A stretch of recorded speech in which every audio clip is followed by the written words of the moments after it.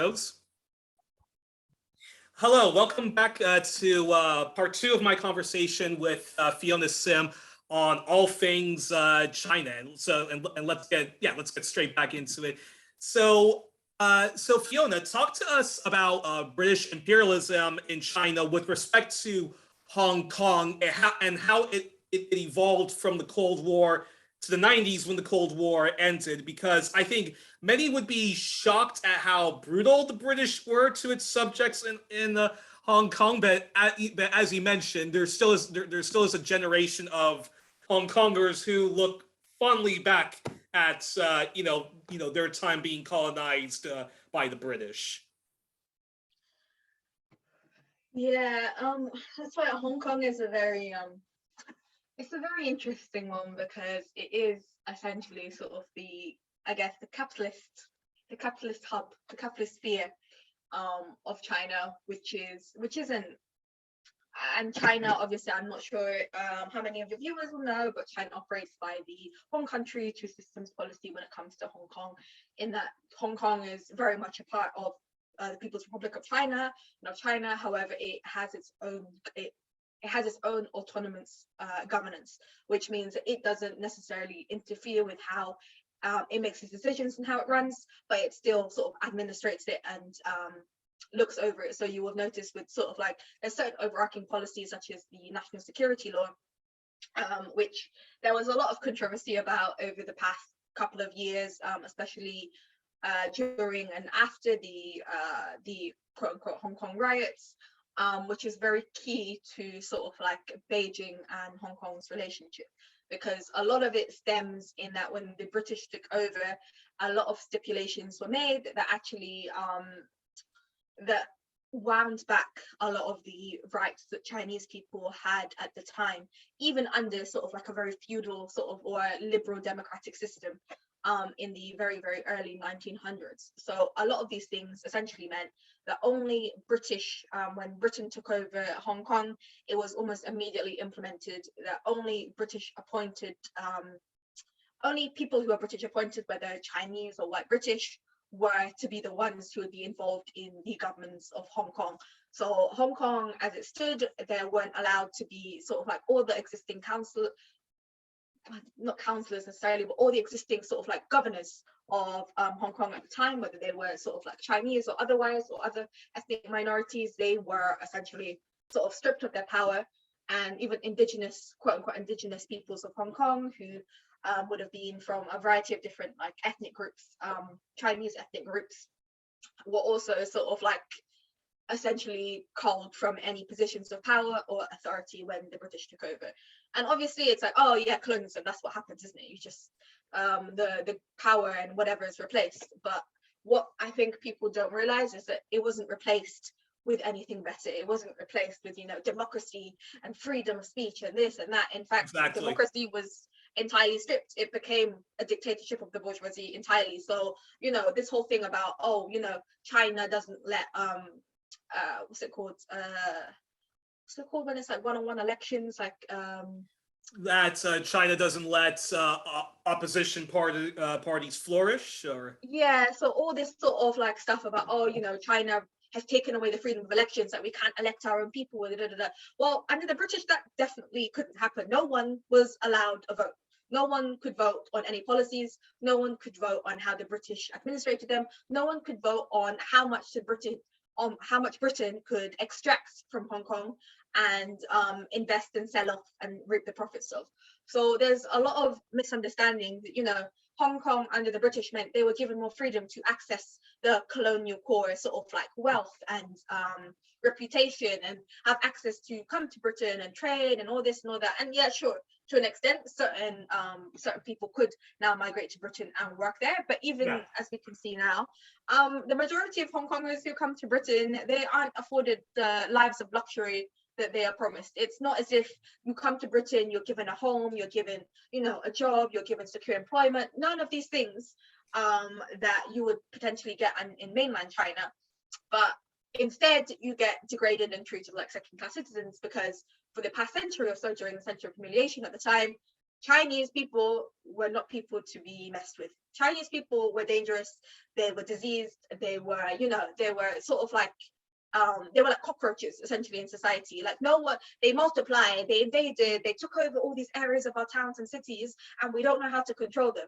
So you can imagine what the British response would have been to a bunch of people from Hong Kong, of the newly colonized Hong Kong, suddenly coming to Britain and essentially stealing people's jobs, stealing their wives, stealing their families, stealing their wealth. So all these benefits that people speak of weren't experienced by the actual people who came to Britain or the actual people who lived in Hong Kong, because again, the high power jobs, they went to the British. The manual labor, the jobs of manual labor, the jobs where people would be exploited under sort of like and severely underpaid, because Chinese workers would get paid sort of like under the quote unquote Chinese currency at the time. And according to the Chinese currency rate, whereas British workers would get paid the same rate as you would in Britain. So there was a lot of discrimination like that on sort of like this so if you were a British, so if you came from England and you were working in China, either as a working class person or part of the the elites, the affluent elites, bourgeoisie or otherwise. So you were paid, the kind of wages that you were paid, back in Britain. But if you were the subject, the Hong Kong subject, you weren't paid the same way. So you were always being exploited. So even if things weren't all hunky dory back in Britain, we're talking about the Cold War when Britain actually formed like a welfare state. But that sort of racism, that racism, that institutional racism, that still continued for as long as Hong Kong was a colony of Britain until the 1990s. Oh yeah, no, absolutely. Like even when the People's Republic of China was formed, and there were moves to sort of like negotiate with the British for China to sort of like to essentially take back Hong Kong. As part of its country, there was a lot of resistance. The British didn't just be like, oh yeah, no, yeah, you can have Hong Kong back. We're so nice. We're like, all these countries are becoming independent now. We'll give you Hong Kong back. Because in that time, the 1950s, 1960s, there were worldwide anti-colonial rebellions, right? Like all from Ghana to sort of like all to Vietnam, to all parts of the world. Like people were rising up and demanding and forcing independence into existence. Like we've seen how the 1960s were a particular period of Red Scare and Yellow Peril, where in Indonesia there was millions. The lowest sort of estimates are 1 million people were massacred, but other estimates go up to 6 million, some to 20 million. We don't actually know the extent of the tragedies that were caused at the hands of the British massacres of so-called communists. So across this entire period, communists were sort of like public enemy number one. And what did communists look like? Well, they were either Russian or they were Chinese. There's no in between. If you looked Chinese, if you were Chinese, or if you sympathized with any Chinese leftist or leftist ideals, you were considered a communist. And that's how we can see how Red Scare and Yellow Peril sort of go hand in hand. And in Hong Kong in particular, in the 1960s, there was sort of like the People's Republic of China essentially helped to stir revolutionary fervor amongst especially the young people, because we all know with young people, when you get young people going, you can't stop them. Like it's of their force to be reckoned with. And so particularly when there were like labor disputes in factories in Hong Kong, where again the same problems I was talking about, it was cheap Hong Kong laborers and one including sort of like migrant workers, they were a source of cheap labor. Like you would give them pennies to produce all these masses for the British Empire, which they would never see the profits of. And so people started to get angry. The People's Republic of China sort of helped to fuel the fire in this anger, and helps sort of like a lot of people understand that, hang on, in China, this is not something we advocate. We don't advocate sort of like, we don't want you to be underpaid for your labor. We are against empire, and you should be too, because you're part of China, you're not part of Britain. You shouldn't be treated this way. And so the UK, how did Britain respond? Well, it responded with sheer state-sanctioned force, and over an 18-month span of protests, of rebellions, of uprising, of strikes across sort of like labor, education, all sectors across Hong Kong. Almost, I think it was like 5,000 people arrested, and I think just under 50 people were killed by the British authorities as part of these protests. And you think, oh, but I thought it was a democracy. You freedom of speech, freedom of assembly. Well, not if you were a Chinese worker, Chinese or migrant worker in Hong Kong who was resisting against British imperialism. Any sign of resistance, whether it was in terms of wanting improved rights, to saying that you should have that racism in British ruled Hong Kong was like not to be tolerated, it was seen as dissent from the British, and a crumbling empire at the time had to protect itself as with by any means necessary, and that usually meant with the most amount of force for the least amount of sort of like effort.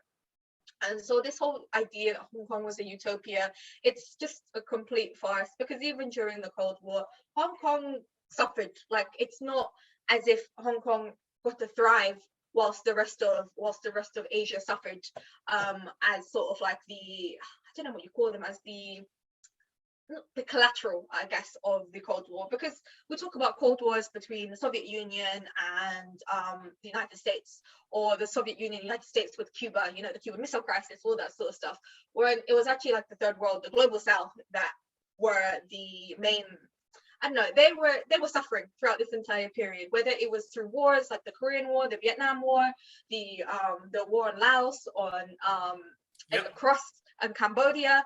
It was, persecution of pogroms of, Chinese communities in Indonesia and Malaysia and Singapore. It was, the Thailand, the British collaborating with the Thailand monarchy to suppress protests in like monarchic Thailand. It was, it was very much a hot war for all of these places across Asia, specifically, even Africa, where, we've seen how Kwame Nkrumah, after he led Ghana's fight for independence and gained presidency, he was assassinated very quickly after. Patrice Lumumba assassinated very quickly after.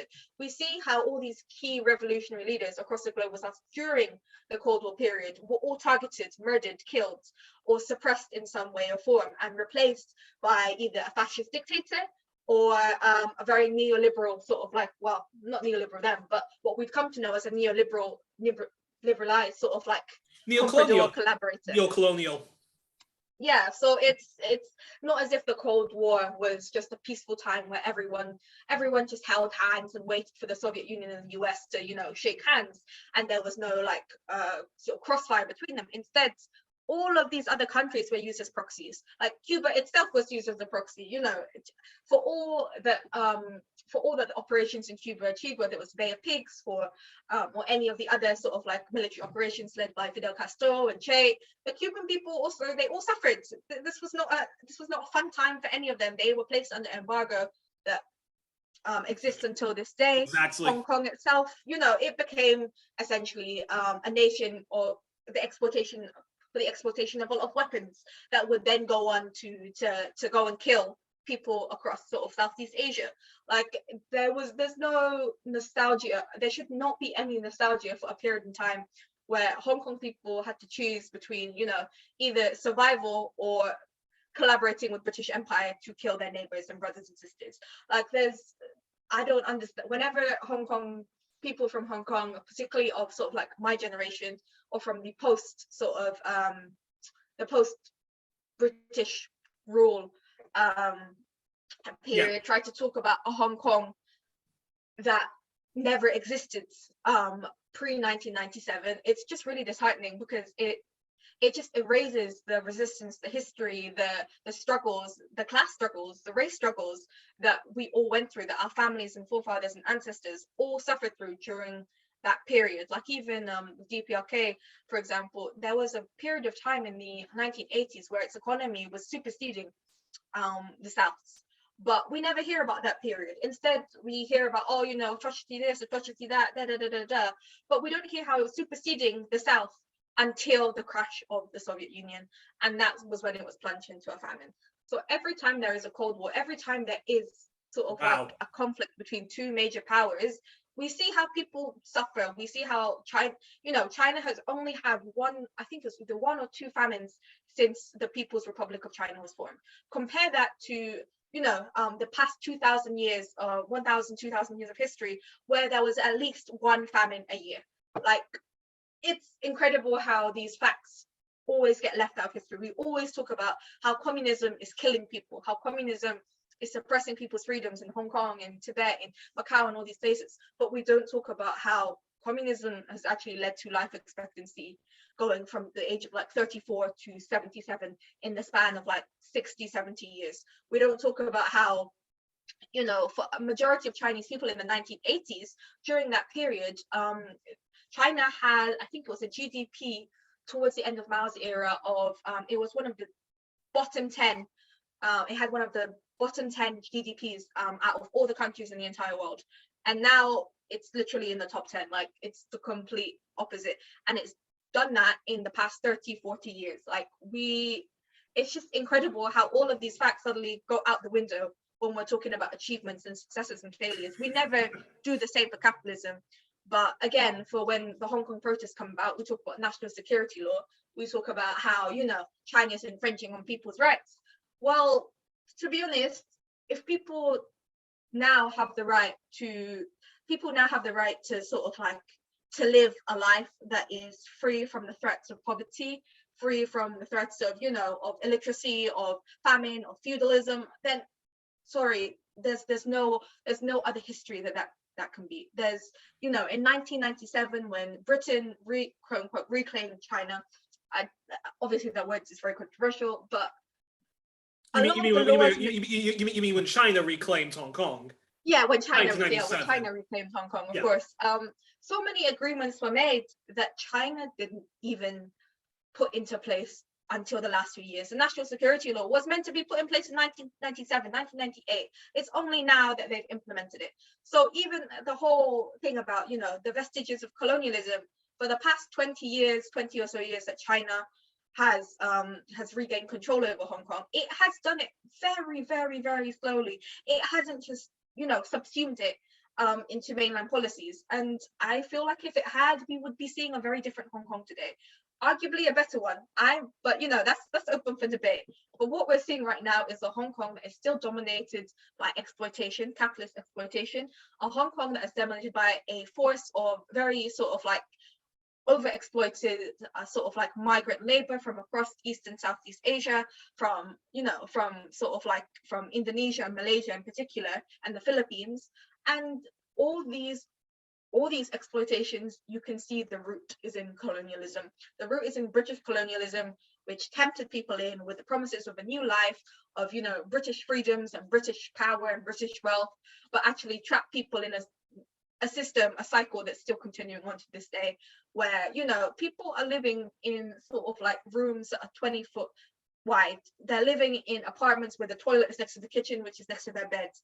Like, there are people who have cages outside their window just to provide extra space for their kids to play or breathe and run around. And like, these aren't even exaggerations. Hong Kong is not and has not been sort of like a model sort of utopian city in its entire existence. Like, it's not what people think it is. It was never this bastion of liberal democracy and freedom. And I think that's just something that a lot of people, especially the younger generation from Hong Kong, and I know I say this as someone who's not from Hong Kong, but you have to wake up and see what the actual working classes, the poorest of the poor, are actually going through in Hong Kong, because it's not what you see in the news. It's not.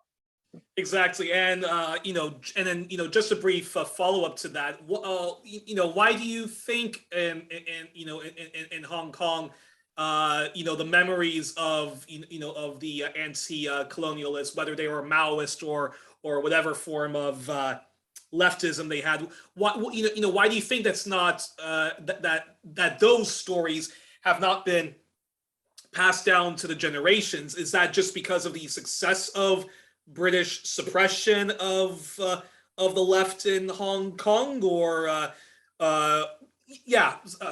answer that? That's a very good question. To be honest, British colonialism, I think people do severely underestimate the power of propaganda, whether it's just through, the state media or whatever they accuse, China of having. Like the BBC is very much state media. They call it public funded and this and that. Well, it's It's state state media. funded. It's state affiliated media. I'm sorry. There's no other way of calling it, because Same with the it CBC, answers to ABC Australia, TVNZ New Zealand. exactly. All these media outlets, they answer to the state, they answer to the government in power. They are backed by the government in power. The government in power, politicians from the government in power sit on the boards that direct the vision for these channels, right? So it's not even just the media, but in the newspapers. Like I think even in Britain today, there's 3 major companies that own 80 to 90% of British press and media. And you want to tell me that that's somehow more equal and democratic than a state-owned or state-run network of media groups, which, oversees everything and democratizes everything on that level? Like, how is a privately owned by 3 private companies with 3 private interests and investors or agendas or whatever, how is that more fair than a state which has principles, which is accountable to the people? Like, I don't understand this whole hoo-ha. But in Hong Kong especially, these sort of these forces have been around for a long time. So the BBC has had its hooks, its nails embedded in Hong Kong throughout the past however many decades, since the Second World War. Like their propaganda was propagating all this stuff even when Hong Kong was under Japanese rule from 1941 to 1945. If it wasn't British propaganda, it was Japanese propaganda about the Chinese. So the Chinese have always been seen as, or mainland Chinese have always been seen as predators, have always been seen as like these evil sort of like just these evil masterminds of everything. And that has even funneled down into the education curriculum. So for the longest time, even now, there are textbooks in Hong Kong that are taught to the masses, taught to the children, as young as 3, as up to the ages of 17, 18, that paint British colonialism as an overall good thing, that paint British colonialism as something that Hong Kong had to endure in order to improve, in order to get to the place it was today. And if you can imagine, if you're going just like us in Britain, like us youths or whoever in Britain have grown up in Britain, are pumped full of this propaganda saying that Britain is best, that Britain is doing everything to save the world. It's just these savages keep stopping us every time. You can imagine the sentiment, the hatred it instills in people. Because if people are being taught that, your own people are actually trying to kill you, your own people want to suppress your freedoms. It wasn't until us white bastions of freedom came along that your people were actually oppressed. So we're saving you. Therefore, don't trust them. Don't trust them. Don't trust anything they say. You can trust us because we owned you for 100 years. We know how this works. But this country over there, you see they're communists. They're going to suppress you. They're going to kill you. Don't trust their vaccines. Don't trust their hospitals. Don't trust their money. Don't trust anything they give you, because they're going to give it to you and take it away from you. And again, it's all this projection that they put into their curriculum to make people think, make the young people, the children of Hong Kong grow up thinking that everything that the British done is actually what mainland China said. It's actually what Beijing has instilled in the population. And there are examples of this all across social media where there's actually there's a lot of protest and resistance to sort of like all of these, to having this curriculum remaining in the system, to asking and trying to force the local government, to force Beijing to implement a policy to overhaul the entire curriculum and replace it with one that is, well, in essence, nationalist, like Chinese nationalist, but in a sense that it's not glorifying and deifying British colonialism, because that's what you get indoctrinated by if that's all you're taught and that's what you believe. Like, in some senses, I can't blame the youths in Hong Kong for going out rioting, thinking that they're saving themselves by siding with Trump and siding with all these far right fascist groups and British imperialism, because that's what they've been taught their entire life. They've been taught. Them also carrying pictures of the Queen and Donald Trump as a Rambo and singing the Star Spangled Banner and God Save the Queen. Yeah, that's a real it's a real progressive real freedom. It's freedom right there. Unbelievable. And so as long as the one China two policy, you think as long as that continues to exist, you're always going to have this this fake history of Hong Kong happening there. Personally, yeah. I mean, as much as I understand why why Beijing has chosen the path it has in order to, to maintain peace, to ensure stability across the regions, because there are a lot of the capitalist sphere in Hong Kong is very strong. It's a hub for billionaires. It's a hub for tax evasion. It's a hub for all sorts of corruption that I personally don't think that China is ready to fully dismantle and get to the root of yet without a lot of resistance from the West. So I understand their reasons for doing so. However, I think that this whole one country, two systems policy, ultimately it is allowing British collaborators in the sense of, of people who who want who want colonialism to reign over Hong Kong again, who want colonialism to win further over Hong Kong, and this false idea of independence. Like, what is Hong Kong independence? It doesn't make sense as a concept, whatever. Yeah. But yeah, I just it doesn't make it's not going to get very much better until I think it's fully incorporated. And there are obviously moves to do that by I think 2047. However, just looking at Hong Kong now and how, Carrie Lam, I'm sure she's doing the best she can as the main governor of Hong Kong and everything. But even with the response to COVID, for example, on Hong Kong in comparison to the mainland, you can see there is a stark contrast, especially in terms of, dissemination of public health information. Like, the amount of elderly people who have died in the last month is absolutely horrific, and a lot of that is due to the very low vaccination rates of the elderly population. Now, I don't know the exact reasons for that, but I have read stuff about, there's a lack of faith in the vaccines, a lot of misinformation, disinformation about the vaccine, spread by, evangelical Christian groups, spread by sort of like naysayers, spread by anti-China sort of groups who are like, don't take this vaccine. China's gonna put a microchip in you, very much in the same vein in the West. They're like, Bill Gates is putting a chip on you, don't get the vaccine, da da da da. Oh, And these wow. sentiments, it's all remnants of British colonialism. It's how, missionaries that have been allowed to flood sort of Hong Kong in a way that they haven't been able to in China since the Boxer Rebellion, actually.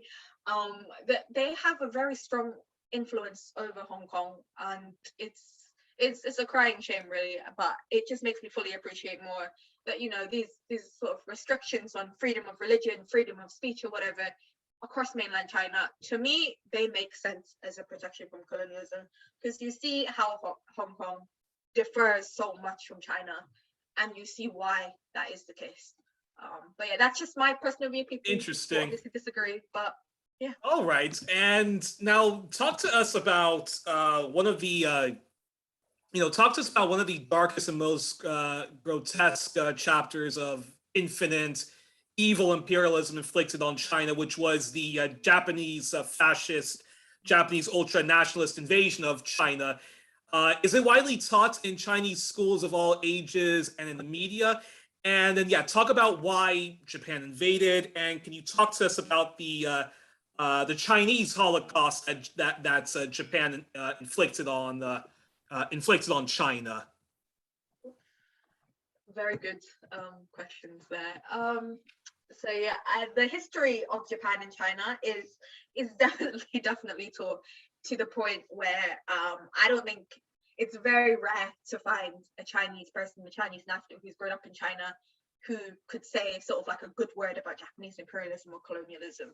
Like, the history that is taught in China is very rigorous in pointing out all of the war crimes that Japan has committed, all of the atrocities that were made across East and Southeast Asia, as well as sort of like why Japan did what they did and who they allied with.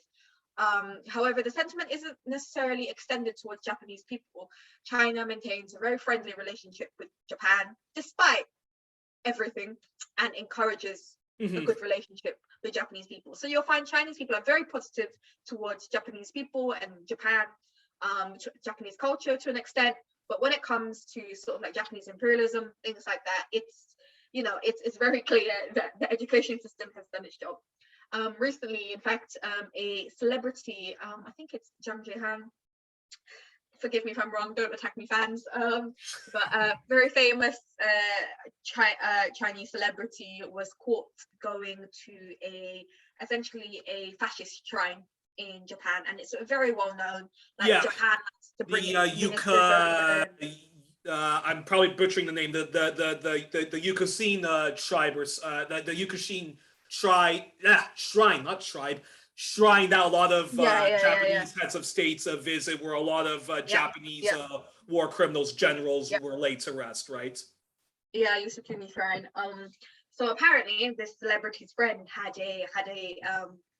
so his friend had a friend who had a wedding there, and he just happened to turn up. He didn't know where he was going or something like that, but he ended up being captured in some photos and some images. They obviously leaked online.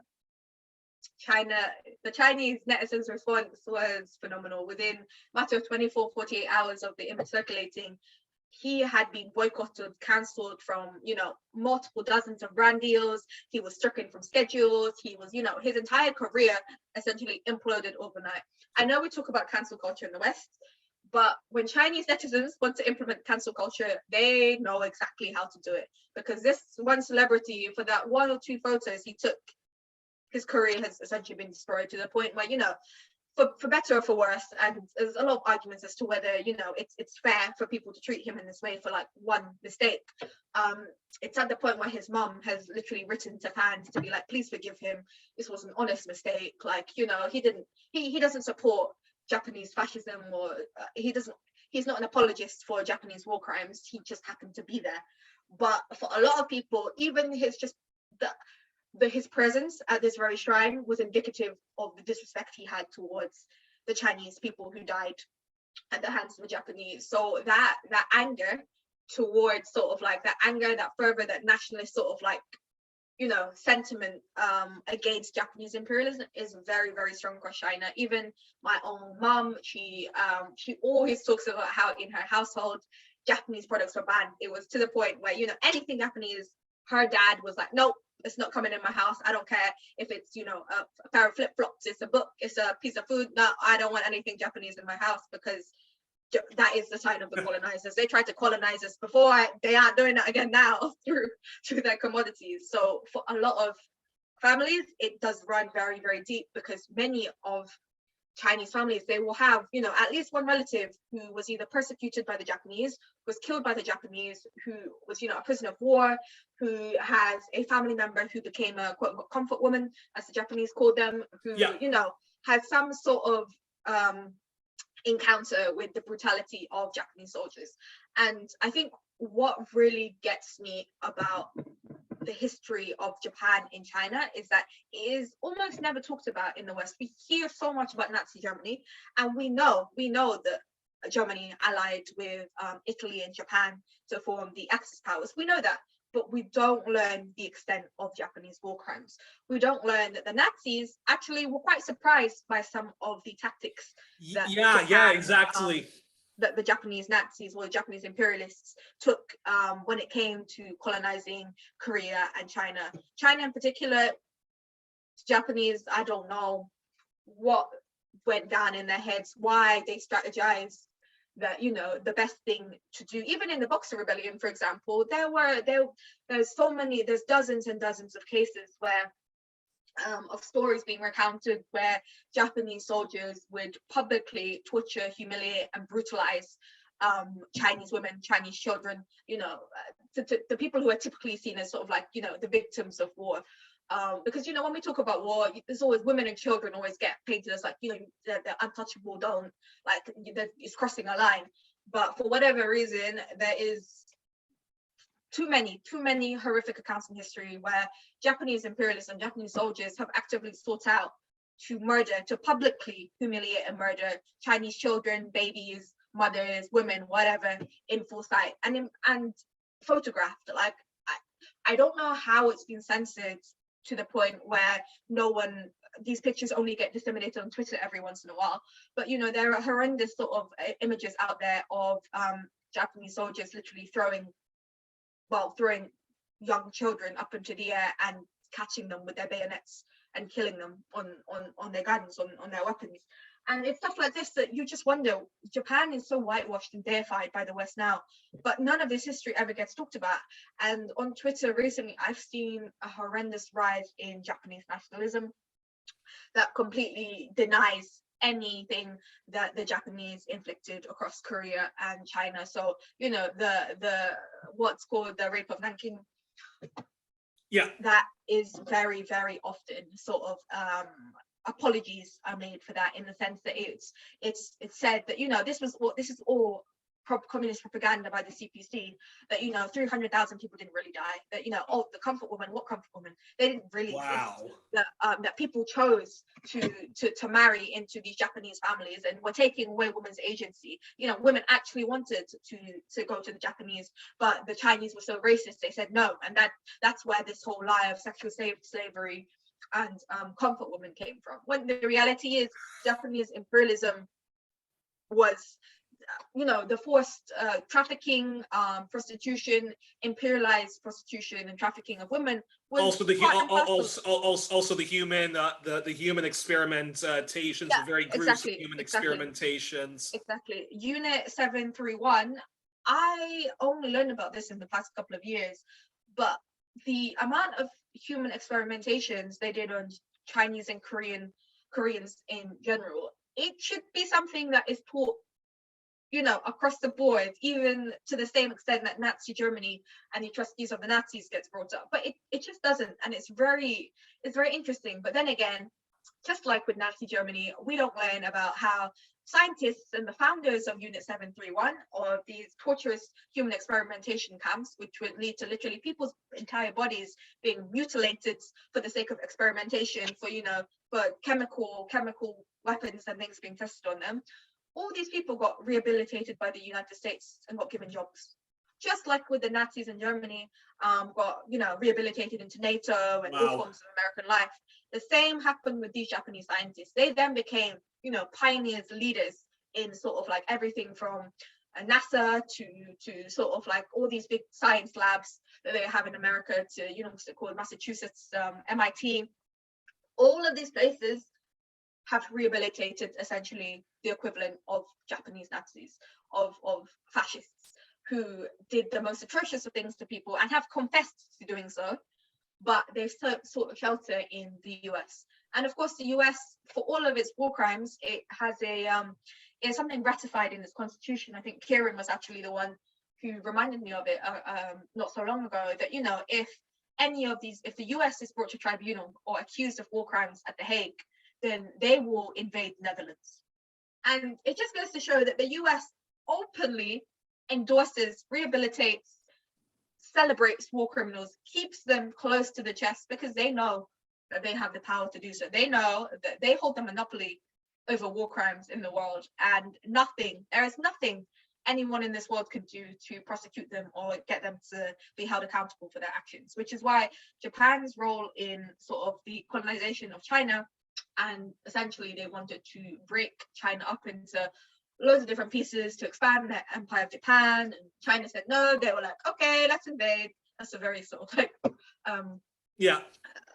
off the cuff way of putting it, but, you know, again, it's a very, very torturous, tormenting history where so many people suffered at the hands of the Japanese. And again, it was this thing of yellow peril, where anyone who was considered Chinese leaning, Chinese adjacent, communist leaning, communist adjacent, they were open fodder. And Japanese imperialists actually did sort of go on to collaborate with the US to instigate anti-Chinese programs across Malaysia, Indonesia, Singapore, where you would be training people against each other. One of those insidious things that, you know, my family history is, again, very adamant on, is that, you know, Thailand has always been seen as, you know, this place that hasn't really been colonized officially, like it's just sort of neutral, it has a monarchy, it's a bit strange, but, you know, it doesn't cause any harm. But Thailand actually collaborated with the Japanese imperialists and provided a pathway for them to access a lot of Southeast Asia in exchange for, you know,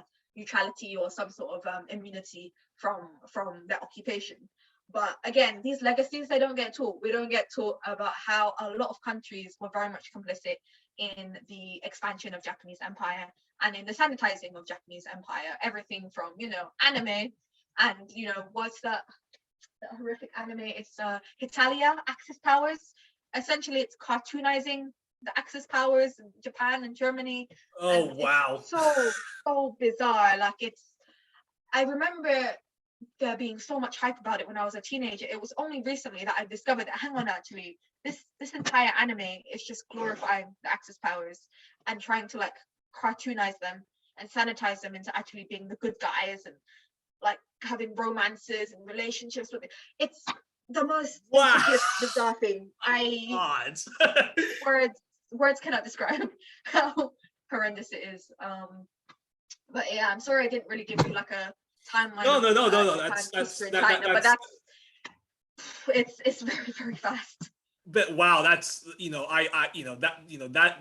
that's simply incredible. And I had no idea that so many Japanese war criminals were left off the hook, and just like in Canada and in the U.S., many of them were allowed not to go not to go to the guillotines, and actually were allowed to flourish in the United States in the name of fighting evil bad communists. I had no idea that also took place. So that's oh my gosh, that's disgusting. A lot of evil. It's just evil. It's just every time I think about it, it's just like it doesn't sound real. But then it doesn't take a lot to find out this information, whether it's about Nazis in NATO or Japanese fascists embedded in US ranks in the in the 1900s. But it just never gets spoken about. It's so easily to access information, to get a list of names of all of these people involved. But for some reason, for an imperialist reason, capitalist purposes, we never hear. Exactly. And that's a perfect segue to to this question, which is now the heroes who led surely heroic resistance to the real life grotesque horror film that the Japanese did on China and much of the Far East and Southeast Asia, but specifically in China, was Mao Tse-Tung and the communist movement he led. And to an extent, Chiang Kaishek of the nationalists, who was more of the free market oriented movement. Now, there was already an armed conflict between the two camps, but they ceased that and joined forces to get the Japanese out of China. And following the end of World War II, the Chinese Civil War broke out. The Red Army of China won, and Mao was much more successful in in winning against Chiang Kai-shek, and later he and his movement and those fearful of the communists fled to Taiwan, which we'll get into later. And I want you to talk to us about the legacy of Mao. What were his, what are some of his positives that are still in place today? What were some of his negatives, on the legacy? And and just talk to the audience about, the good and the bad elements of the Great Leap Forward and the Cultural Revolution. Oh, that's the Mao sort of question is always a very interesting one, because Mao, I think there is a tendency on the left and across the left, even the ultra sort of left communists and even on the right, to sort of not deify, but to put Mao on this pedestal of either extreme sainthood or extreme evil. Yeah. And it can be quite difficult to find a balance in between, because in this day and age, the imperialist propaganda will tell us that Mao is bad, Mao killed millions and billions of people. But I think it's just very important to contextualize, obviously, the context within how Mao sort of came to power, how he spent a very long time sort of like mobilizing and building the masses. Like, it wasn't as if he just came to power overnight. It wasn't as if he just woke up one day and took over all of China and created the People's Republic of China. What Mao was very good at, and arguably in the same vein as Kim Il-sung in Korea, what they were both very good at was being very much embedded in the struggle from the very beginning. So being very much embedded in the struggle, particularly against Japanese imperialism, because that was at the time the primary contradiction, right? China was essentially a semi-colonial sort of like country, broken up by the Japanese, broken up by the Portuguese, broken up by the British. So Mao sort of saw that there was commonality in all of these struggles, and in particular the anti-Japanese struggle, because it was one that was, it was spreading, it was getting bigger and bigger as a problem. And with Chiang Kai-shek, again, that's a very complicated history where Mao has many criticisms, rightfully, of him and his own collaboration with the Japanese to an extent, and how he failed Oh, the Chinese people. that's interesting, because we're often taught that Chiang Kai-shek was was an opponent of Japanese imperialism. So that's interesting. That, anywho, no, continue on with what you were saying. Yeah, this is the thing. It's sort of like, well, I think Mao's position was that Chiang Kai-shek was essentially an ally, a comprador to the national bourgeoisie. So all the decisions he made were in the vein of the national bourgeoisie, which meant that essentially at a point he had to betray the Chinese people in exchange for advancing the interests of the ruling classes, which at the time included himself. And yes, he was Yeah. very much against Japanese imperialism, but the successions and concessions he made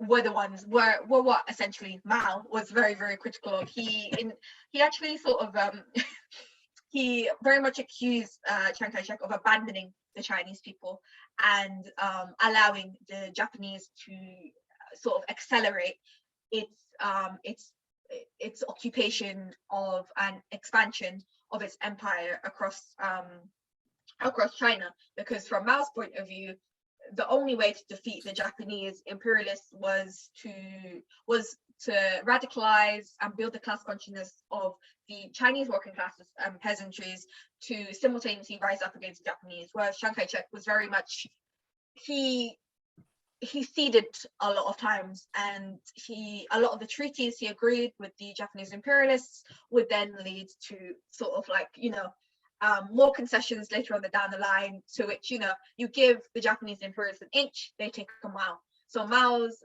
very much opposition to this policy was that if you keep doing this, all the Japanese are going to do is just colonize us at a slower and much more insidious rate, which they can then justify on a worldwide basis, as opposed to waging a war head on and getting rid of them in sort of like one fell swoop. And again, that was where sort of like he had a lot of he had a lot of difference of opinion with the Soviet Union, because the Soviet Union sort of like were like, oh well, maybe Chiang Kai-shek has a point, like we don't want this to develop into another world war, like it's a teeniest thing as it is. Whereas Mao's policy was like, no, well, we either go all in or we don't. So that was very much where the difference in opinion led, and that led to Mao sort of like very much accelerating his efforts into sort of like connecting with the masses. You've probably heard of, what's it called, the Long March? I always get mixed up with the Arduous March of Korea. Sorry, the massive sort of like march he did from one region of China to the other, where he basically used it as a time to propagandize the people and get them all sort of like ready for revolution, essentially ready to reclaim China back as sort of and self-determined as a people outside of Japanese, British, Portuguese, and all the other imperialisms that were going on at the time. and of course want to eradicate the long history of feudalism and plutocracy in China, which Chiang Kai-shek, I think it's fair to say, I mean, we only have to look at the history of Taiwan. He more or less would have continued, that form he would have continued the form of a plutocracy, because he was more free market oriented. Yeah, exactly.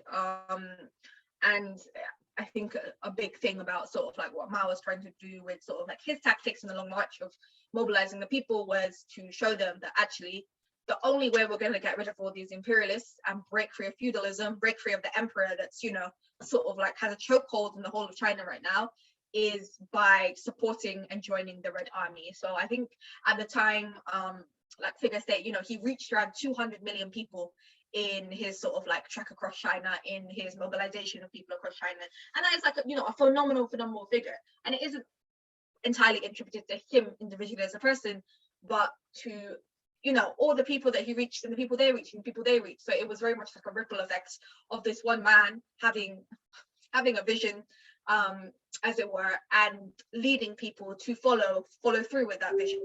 And Mao isn't just some you know, savior, some Jesus-like figure who came down from heaven and gave all the answers, and solved the whole problem. It was very much the Chinese masses. And he says so as such. It's the Chinese masses, the Communist Party of China, which has led the people to their own liberation. Like, he led it, sure, but it wasn't down to him and him alone. And I think where the history starts to get complicated is when the People's Republic of China was established. And I guess in some ways you could argue that a cult of personality was formed around Mao, wherein whatever Mao said was taken as gospel. And I would argue that isn't necessarily to do with Mao as a person himself or what he wanted from the revolution, but more around what he did manage to achieve and all the people he managed to inspire and what happened as a result of that. So because of, you know, tried and tested, he staged a very successful revolution.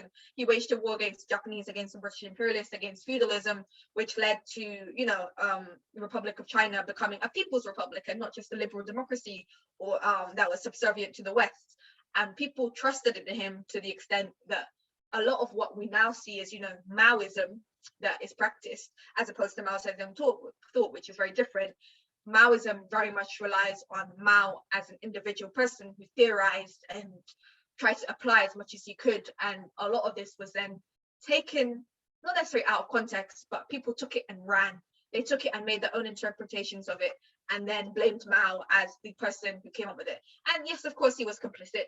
Like with, you know, any individual in society, anyone who's on the rise to power, I'm sure ego does get in the way. I'm sure that, you know, as things progressed and he established power in China, he did get carried away. And we see that, I think, with the Great Leap Forward and the Cultural Revolution. And, you know, he was very much trying to bring China to a point where it could contend and rival with, you know, the Soviet Union, with the United States, with all the with the 8-nation alliance that had, you know, sort of tried to crush China during the Boxer Rebellion, who was, you know, trying to sort of like encroach on Chinese sovereignty with Taiwan.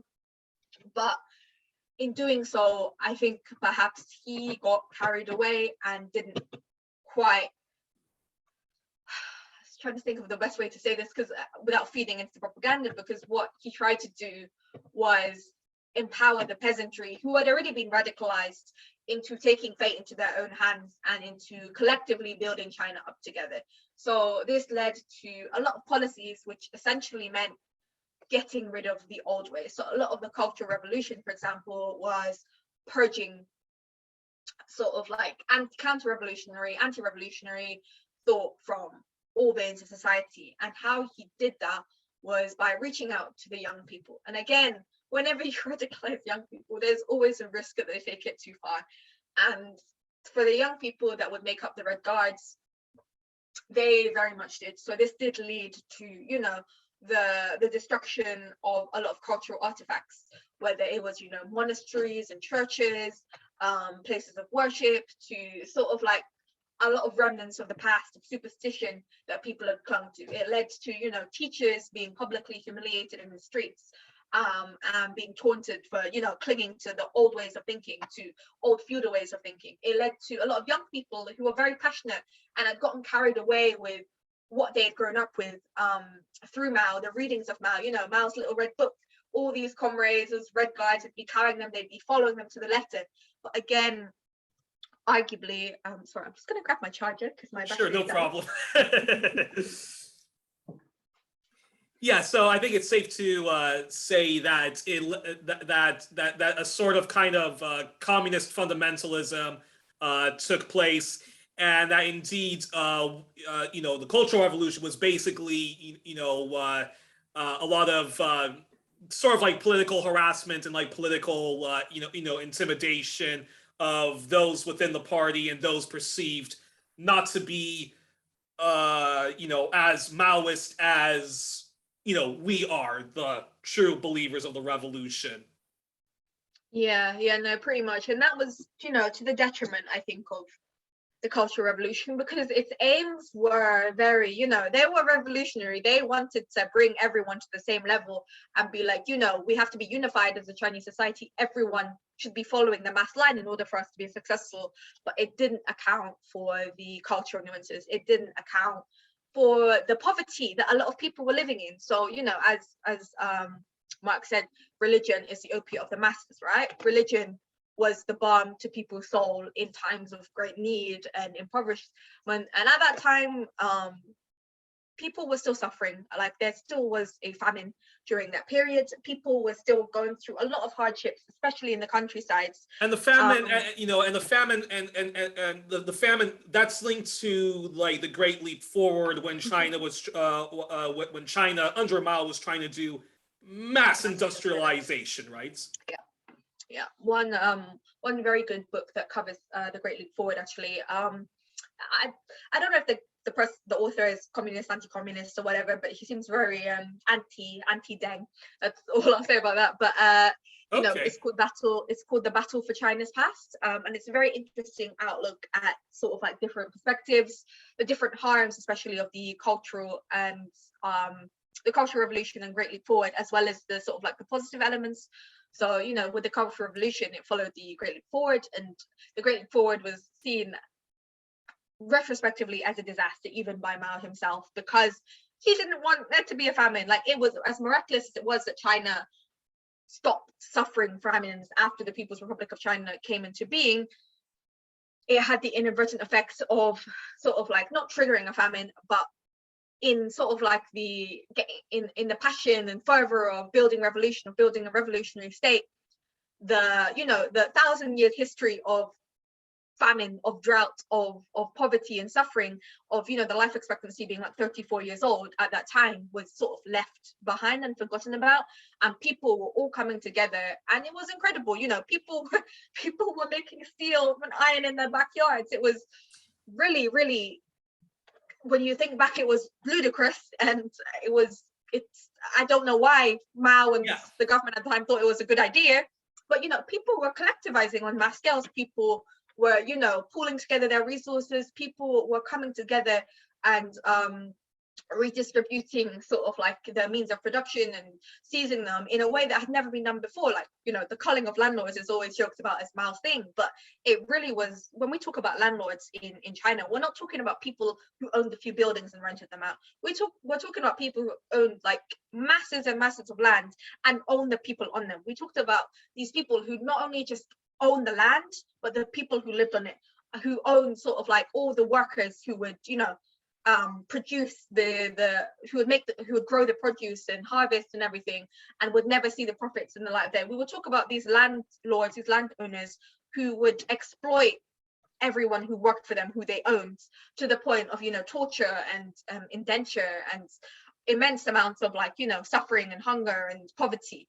So when we talk about the culling of the landlords, we're talking about people who actively went out of their way to exploit others for their own profit and benefit, using the amount of lands that they own. So there were an immense amount of things, a measure of things that came forward as a result of the initial revolution, Chinese Revolution, which built the People's Republic of China, and the Great Leap Forward, where people were able to take control of their destiny and physically take things out of their own hands.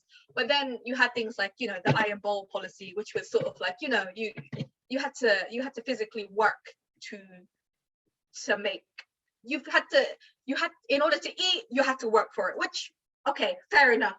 But at that point where so many people were so impoverished and didn't have the means to even do that, to have the resources to do that, when China was struggling, I think it was population was about 200 million or so at that point, where its peoples were still suffering the effects of feudalism and the acceleration to sort of like full communism, which Mao had sort of envisioned and was trying to push forward at the time, which the Gang of Four, which would become a very infamous force, including his own wife at the time, was trying to push forward.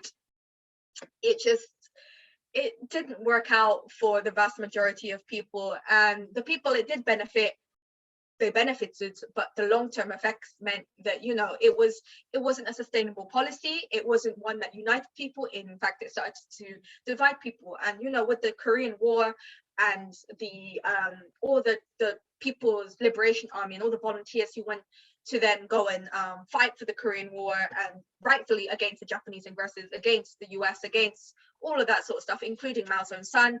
Amazing. However, that also meant that there was a very large population of the labor force, the sort of like the young men who would ordinarily be able to contribute to sort of like a lot of the manual labor that took place, that were missing, that died at war, who would come back with, you know, immense disabilities and would have to adapt to a society that wasn't quite ready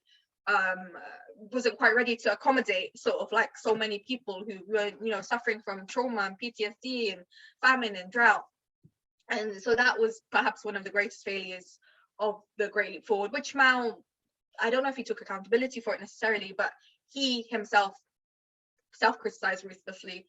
And there was a lot of pushback within the party and a lot of power struggles at the time. And with the rise of the Gang of Four, which eventually gave way to the Cultural Revolution, which Mao was a big fan of, and his sort of like in his older age, he really wanted to leave behind a legacy. He wasn't prepared to leave all of his life's work to sort of like to China going back into what it had been. So he had to essentially push forward a generation of people that would carry the work forward. And in doing so, as I mentioned before, the young people who took that, they took that to an extreme level that Mao had not even anticipated. The Gang of Four, infamously, so it was a gang of 4 people, who, including Mao's wife, and who took things essentially into their own hands. And where Mao was falling ill and falling weak and, you know, losing control of some elements of the party, they sort of took advantage of the situation and tried to push Mao's vision in their own way. And that meant accelerating things. And the Cultural Revolution, it had its benefits, you know. President Xi Jinping, his own father was someone who was publicly humiliated as a result of the Cultural Revolution, who his family experienced a lot of suffering because, you know, they were seen as, you know, as revisionist or counter-revolutionary in some of the ways that they were practicing. But, you know, President Xi at the time, he was also one of the many students who became enlisted to go and work in the rural countryside to get a feel of, you know, to understand what it was like to live as a farmer, to live as, you know, someone who worked the land, as did millions of people during that time. So millions of people did sort of get radicalized, who did gain class consciousness just from the very value of going to till the land, to learn what it was like to live as a farmer, to be the primary sort of like producers and growers of what would then go on to feed the urban populations, which was where the revolution had very much been centered on this entire time. So there were a lot of benefits, I would say. But I think what Chinese history has gone back and reflected on, especially post Mao's death, and a lot of what Deng's sort of legacy is, for better or for worse, was reversing a lot of the harms of the Cultural Revolution and the Great Leap Forward. And it did involve the restrictions on freedom of speech. It did involve restrictions on freedom of, you know, just the freedom of the individual, because it was through the freedom of the individual that, you know, the ultra leftism, the adventurism perhaps of the Red Guards reflected more liberal values than they did communist revolutionary values, because it was very much driven by, exactly, yeah, it was very much driven by the individual's ego to leave an impact, to make sure that everything was right, everything was brought up to the same level, everyone would follow the same line, and if you didn't, you'd be punished, because that was seen as the way to advance revolution and advance China. But in the post-Mao era, it was very much seen as, you know, some people say China took the capitalist road, some people say it took a liberal road, some people say, you know, it reversed a lot of the communism it had achieved. But in my perspective, and in many Chinese historians' perspective, including members of the Communist Party of China, including President Xi, including lots and lots of, you know, prominent members of the Communist Party of China who have contributed to sort of like these reflections and these findings, is that a lot of Mao's era had to be denounced. And Deng himself has said there was, when he sort of like took to power, he was never the premier, but he was a key sort of strategist within the Communist Party of China and its main sort of governance. He himself has said that he never wanted China or the PRC to sort of demolish the legacy of Mao, like Khrushchev had did to the legacy of Stalin, because they had seen how the de-Stalinization of the Soviet Union had led to, you know, essentially to its demise under Gorbachev and the whole McDonald's, Pizza Hut thing, the whole Yeah, yeah, yeah. liberalization of their economy, you know?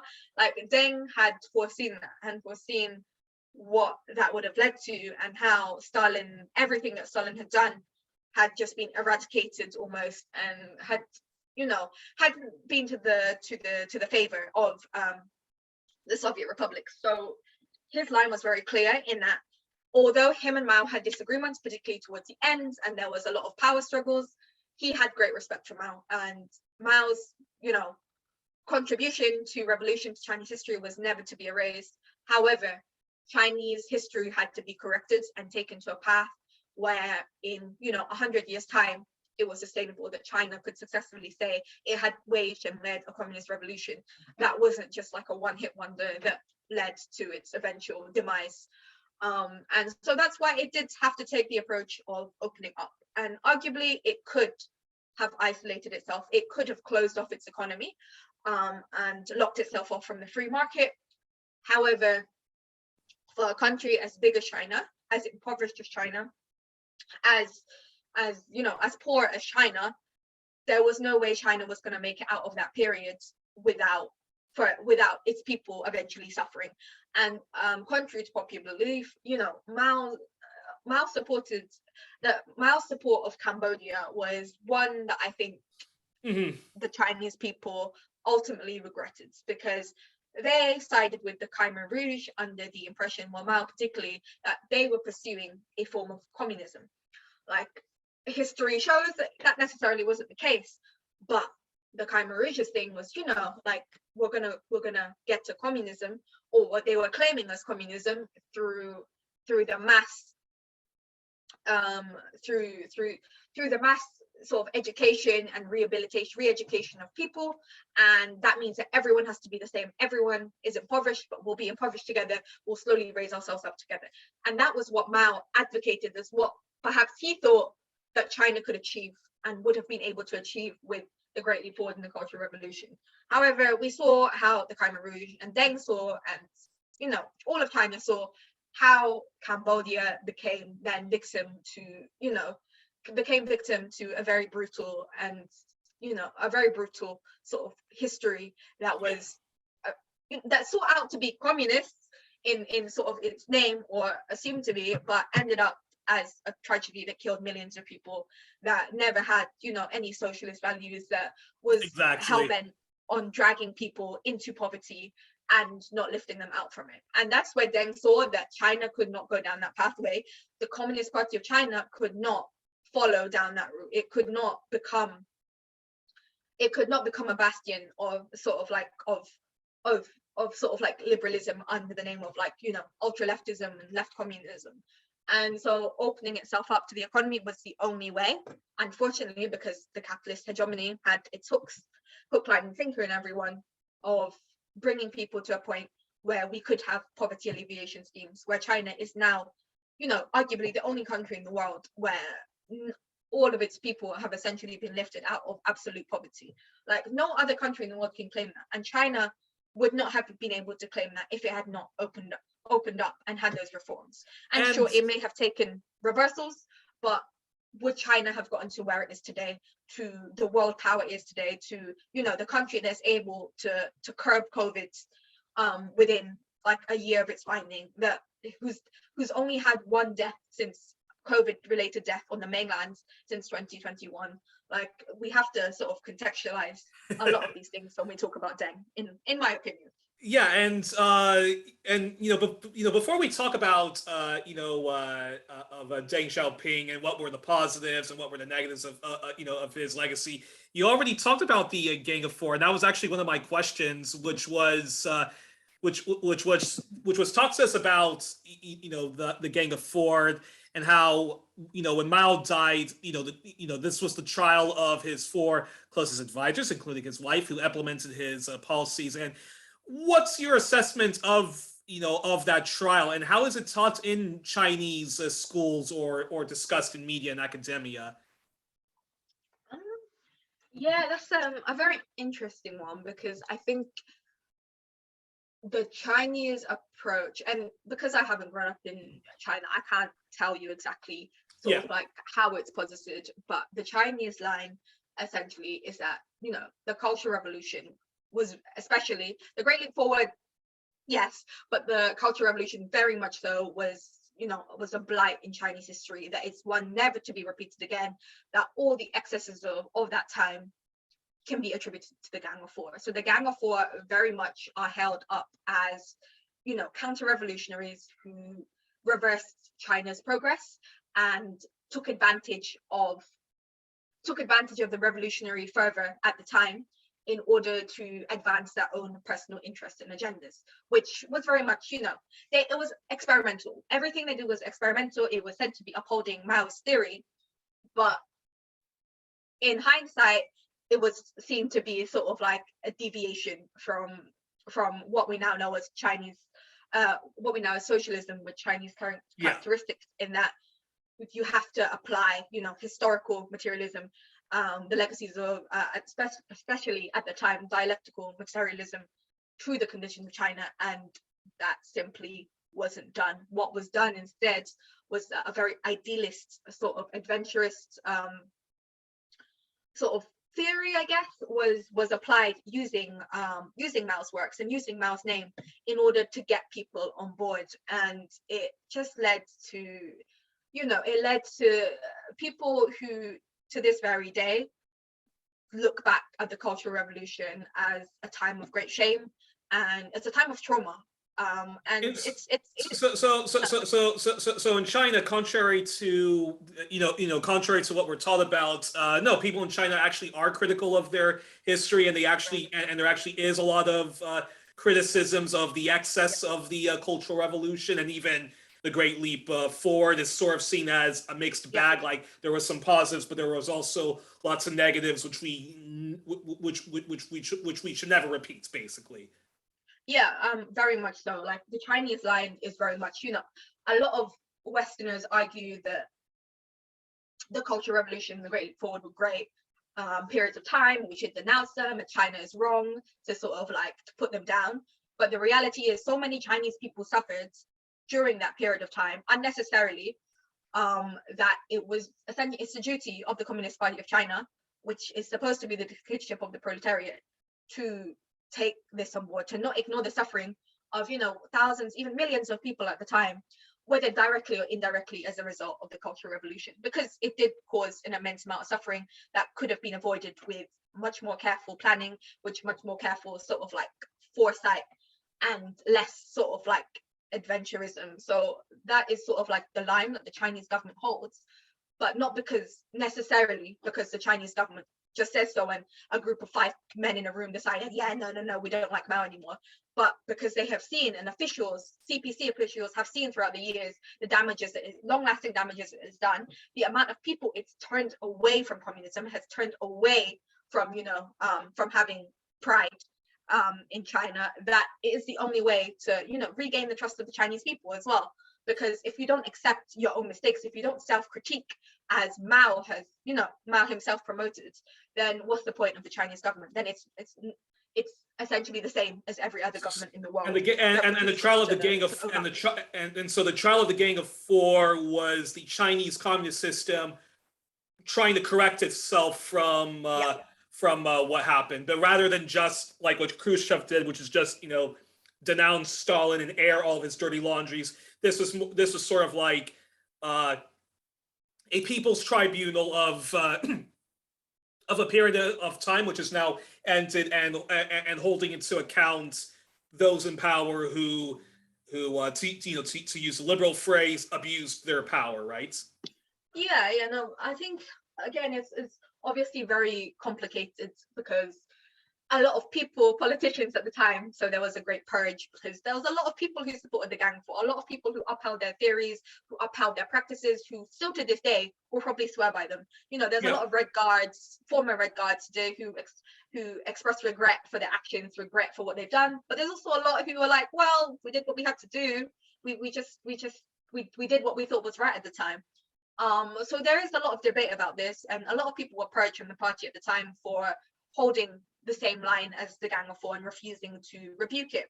And again, people can argue that this is like suppression of freedom of speech. Like, you know, how can you like, maybe how can you like suppress the voices of these millions of people who did support the Cultural Revolution, who did support the Gang of Four?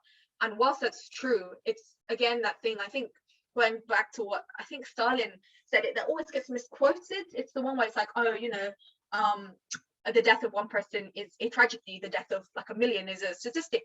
It's like, well, even though a lot of people did benefit from the Cultural Revolution, did benefit from the actions of the Gang of Four, arguably, including like, you know, women's rights at the time were thriving. You know, there was mass propaganda to women lift up half the sky. It was so much was going on to unify the people, to bring in, you know, gender struggles, class struggles, race struggles, all sorts. But at the same time, you had a lot of people who died, who suffered, who were killed as a result, and you cannot ignore them. And I think that's what a lot of people don't really understand, is that no, these people were real people who really did suffer under this, and to ignore everything that happened to them would be sort of like a deviation from Marxism. It would be a deviation from any sort of like dialectical materialism, because how are we meant to build a socialist society if the poorest and most vulnerable in society, whether religious or not, whether poor or not, are the ones who have experienced the most suffering? Like how do we tally with these contradictions? And what happened to the Gang of Four, which included Chairman Mao's wife? What happened to them? So the Gang of Four, see, this is where there's always a lot of controversy about how China sort of dealt with them, because some people say that they should have been corporal punishment. Of course, is still a thing in China, and it was at the time that they should have just been, you know, they should have just been executed for their crimes. But I think a lot of people also feel that they should have been allowed to remain in power, in positions, but they should have received certain disciplines, or, you know, they should have gone to a re-education camp or something like that. But, you know, they caused a lot of harm in China. So what they got in the end was essentially a lot of prison sentences. And I believe one of them actually did die of suicide, if I'm not mistaken. Can't remember who, but yeah, they were all convicted. They were all given various prison sentences, life sentences. Some were sent to various sort of like labor-based sort of prisons where they had to carry out their sentences. And I believe two of them have since sort of semi-renounced their views, whereas the other two, including so I keep saying Mao's wife, but I keep forgetting her name. Jiang, she was very stubborn till the bitter end. Like she in fact denounced Mao and was like, you know, he was wrong. The way that I led, like, you know, a lot of her claims is that as a feminist revolutionary, that she was fighting for a lot of her struggle was a feminist struggle that Mao and the CPC didn't take into account properly, which again, arguably, sure. But at the end of the day, she was one of those who held on to the bitter end, that she was in the right, that she did nothing wrong, that in fact, she accused many party officials and implicated many party officials in pretending to side with Mao or pretending to side with the party line, but actually deviated and were collaborators with the Gang of Four. So arguably the Gang of Four took a lot of stick for what was the responsibility for a lot of officials, a lot of people who were complicit, but they were essentially the ringleaders, and I guess they got what was coming to them. I personally don't have too much of an opinion on what happened to them, but I know a lot of Chinese people are very adamant that they should have just been executed. I certainly don't endorse the death penalty, so I'm glad that they weren't executed. Yes, that's a perfect segue into Deng Xiaoping. You already talked about some of the things that Deng Xiaoping accomplished, and so talk about the talk about his leadership. What what were some of the stuff that you look back on, which were good? What are some of the stuff that he did that you criticize? And of course, he famously once said, for the reasons why he deviated from from kind of orthodox Maoism, he once famously said, "Socialism does not mean shared poverty." Yeah, I mean, to be honest, for all the stick that Zen gets, I genuinely think that he was very much a revolutionary in his own right, and that modern China, as we see it today, could not exist without him and his policies. Again, it's often misconstrued that he was the premier of China or he directly took over Mao upon his passing, but his role was very much behind the scenes strategist. He became infamous because a lot of his policies were implemented and he did a lot of theorizing. So you'll actually be able to find, I think it's on Marxist.org, the selected works of Deng Xiaoping. And I would recommend everyone who, especially people who are very critical or resentful of Deng, to actually read what he has to say and read his theories and why he did what he did, because he presents it in a very, like Stalin, he's very, very good at just presenting information in a very clear-cut manner. He doesn't mince his words at all. And I think I have let me see if I can find the quote I had from him, where he basically was talking about, how China operated in the world today couldn't be done in the same way as the Soviet Union, because China was operating, okay, there was always this, with Mao, there was always this, the Sino-Soviet split was, another very, yeah. That deserves a whole program in itself, which I'm going to have you and Jay come on the program and talk about. But yeah, the Sino-Soviet split, yeah. So yeah, the Sino-Soviet split obviously influenced a lot of Chinese policy that Mao took forward, and the Soviet Union was considered at a time by China to be an imperialist power that was reckoning with the US, because they were both very powerful. They both had a lot of stake in global trade, global hegemony, things like that. So China's position at the time was that the Soviets were revisionist and we shouldn't follow their route. So I guess Deng Xiaoping's sort of whole take on that, when he sort of, I don't want to say took to power, because he didn't really take to power, contrary to popular belief, but his whole strategy was that in order for China to become successful, it had to maintain control over a certain sphere of capitalism within its society. It had to accept that capitalism was part of the global hegemony, and in order to avoid liberalizing and becoming part of that hegemony, it had to absorb and it had to adapt. And so the opening up and reform policies essentially involved opening up its trade to the US, to the West, to Africa, to Asia, in order to allow foreign investment to operate a certain field in China. And that is where sort of we get the whole, China being the factory of the world sort of thing came about to play. Because then once China opened up, China did become a source of very cheap labor. And for better or for worse, a lot of that was because of Deng Xiaoping's policies that allowed this to happen, that did allow a lot of companies to operate unchecked in special economic zones. And although this was very unfortunate in the short term, again, the long-term payout of this is that now, again, we see from the 1980s to now we're in the 2020s, we see how China's manufacturing power has actually, it's rivaled by no other. China is an intrinsic part of the global supply chain, and you cut off China, you sanction China in any significant way, you cut off the global supply chain. You leave countries to spite your nose to cut your face, as they would say. Exactly. So it's Deng Xiaoping very much played the long game. He was very good at sort of seeing how capitalism would adapt and grow. And part of that was that if China didn't establish itself as a manufacturing hub of the world, didn't offer a certain service to the world, it would be colonized, it would be taken over, it would become liberalized, its economy would be like effed over, just like that.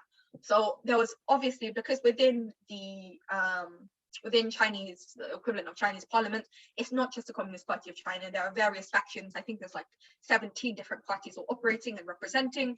the Communist Party of China is the ruling party and it is dominate the majority of seats. But there's a lot of rival factions and a lot of factions who completely disagreed with this, who were like, you're taking the capitalist road now. You're like, we're liberalizing China. We're making China into no different than any liberal democratic country. And I'm sure they had like a lot of very good points. Those are the points that I sort of like have focused on, because primarily my interest is in how Deng justified a lot of the actions he took. And a lot of them, he has been heavily criticized, and I would completely condone these criticisms and uphold them too. That he did send arms to, was involved in sending arms to, for example, apartheid South Africa. He was involved in sending arms and collaborating with, forces he shouldn't have been collaborating with. In Afghanistan, what was it under Afghanistan when the West supported the regime that Deng Xiaoping also supported the So and of course that's rooted in the Sino-Soviet split, and when Mao opened up relations with the U.S. and of course Nixon's famous visit to China, right? Exactly. So this is the thing: the repercussions of Mao's era ricocheted into Deng's era, and Deng was in a position where he made, in my opinion, a lot of mistakes, a lot of very questionable foreign policies, in the vein that anything that the Soviets did was revisionist for China. So safe to say, sorry to interrupt then, but safe to say that you liked his domestic policies, but weren't a fan of his foreign policies. Personally, yeah, I find that his foreign policies, I think the approach that China takes now, again, has learned from Deng Xiaoping's era, in that if they take sides in certain conflicts, in certain geopolitical situations, in a world where imperialist capitalist hegemony is the primary contradiction, then China gets put in a position where it either sort of like has to give up its morals, or its hand is essentially forced, whatever way it goes. So like, the sort of no interference policy, I think, is the best policy it has now. I know there's a lot of criticism that it's not as involved in the Palestinian liberation struggle and struggles across the world as it should be, but we look to history and we see when they have gotten involved in certain liberation struggles that arguably started as actual anti-colonial, anti-capitalist, anti-imperialist struggles, which then descended into something that was very different. It makes sense. Like Cambodia, Afghanistan. Yeah, exactly. Like Afghanistan, like for example, with I know there's a lot of controversy around this, but Cuba's intervention with Ethiopia at the time, there's a lot of debate in sort of like by communists in the Horn of Africa, particularly around how sort of like Somalia and Eritrea suffered as a result of that, because Cuba should not have gotten involved, even though they had correct reasons in doing so, in that they thought that this is the socialist path that Ethiopia was taking, so they had to support them. They ended up supporting the US in the conflict. History is very complicated. We learn from it, and I think that is something to take away from Deng Xiaoping era as well, is that he made a lot of mistakes, yes. However, we have now learned from them, and I think that's the important takeaway, because if Deng Xiaoping hadn't done those opening up and reform policies, it's very hard to say how much China would have actually, how areas such as Xinjiang, Tibet, Hong Kong, Macau, and all the other autonomous regions would still operate today and would still be able to maintain its autonomous sort of like self-determined statuses within China without interference from the West, because it was only because China has become a manufacturing hub that all of these regions have also been able to develop and improve, because it's all part of this whole thing that they had to lift up China's GDP in order to get people out of poverty, in order to get to that stage that we are sort of like China is in now, where it can actually focus on moving towards socialism, to actualizing socialism. Because even now in I think it was as of 2021, Xi Jinping has explicitly said, and so have various CPC members, that China is only in the primary stage of socialism. It isn't in any advanced stage, it's in the first stage of socialism. And that is only as a result of them slowing down and taking the reform and opening up approach. And again, interestingly, what people don't point out when it comes to all this sort of stuff is that it was the opening up and reform policies that led to the essentially helped to trigger the Tiananmen Square sort of protests and debacle, and the whole like Liu Xiaobo and the CIA getting involved in the whole like pro-democracy protests, because they were disguised as pro-democracy. Yeah, actually, but before you get into that, but is it safe to say that Deng, his legacy? Okay, Mao helped get rid of the feudalism and the colonialism, and he set the stage for China to industrialize and start, what we call social mobility. But of course under a very orthodox Marxist approach, what we call Maoism. Deng, his contribution to Chinese socialism and whatnot is that him allowing the free market, allowing foreign investment and foreign capital, that gave rise to what we call a Chinese middle class or a Chinese affluent class, right? Yeah, no, 100%. Okay, because again, okay, so with that being said, yeah, talk to us about then talk to us about what some would say was a very gruesome chapter in his history and Chinese history, which was the Tiananmen Square massacre. See, the thing is with the Tiananmen Square sort of massacres is that people often focus on the Tiananmen Square aspect, but they don't contextualize it within what was going on with China at the time. And that was the opening up and reform policies. Now, it's something that's it's a very grim part of China's history for various reasons. But one of them was that the opening up led to a influx in migration from across the world of foreign investment into China, yes, but also foreign workers and businesses and people looking to utilize the special economic zones that China set up in order to establish businesses, to establish trade, to again start a new life, find a new life. And this included a lot of migrants from across Africa, because the ties between China and Africa at the time were still very good post the Bandung conference, post sort of like all the relations that Mao had previously had with the Black Panther Party, with sort of African nations, with just sort of like with Nkrumah, with Lubumba, with Sankara, even to an extent. There was very much that friendship that joined Sino-African friendship, and that continued on into the Deng era. So part of that policy meant that a lot of African migrants were now moving to China to work, to take part in the local labor force.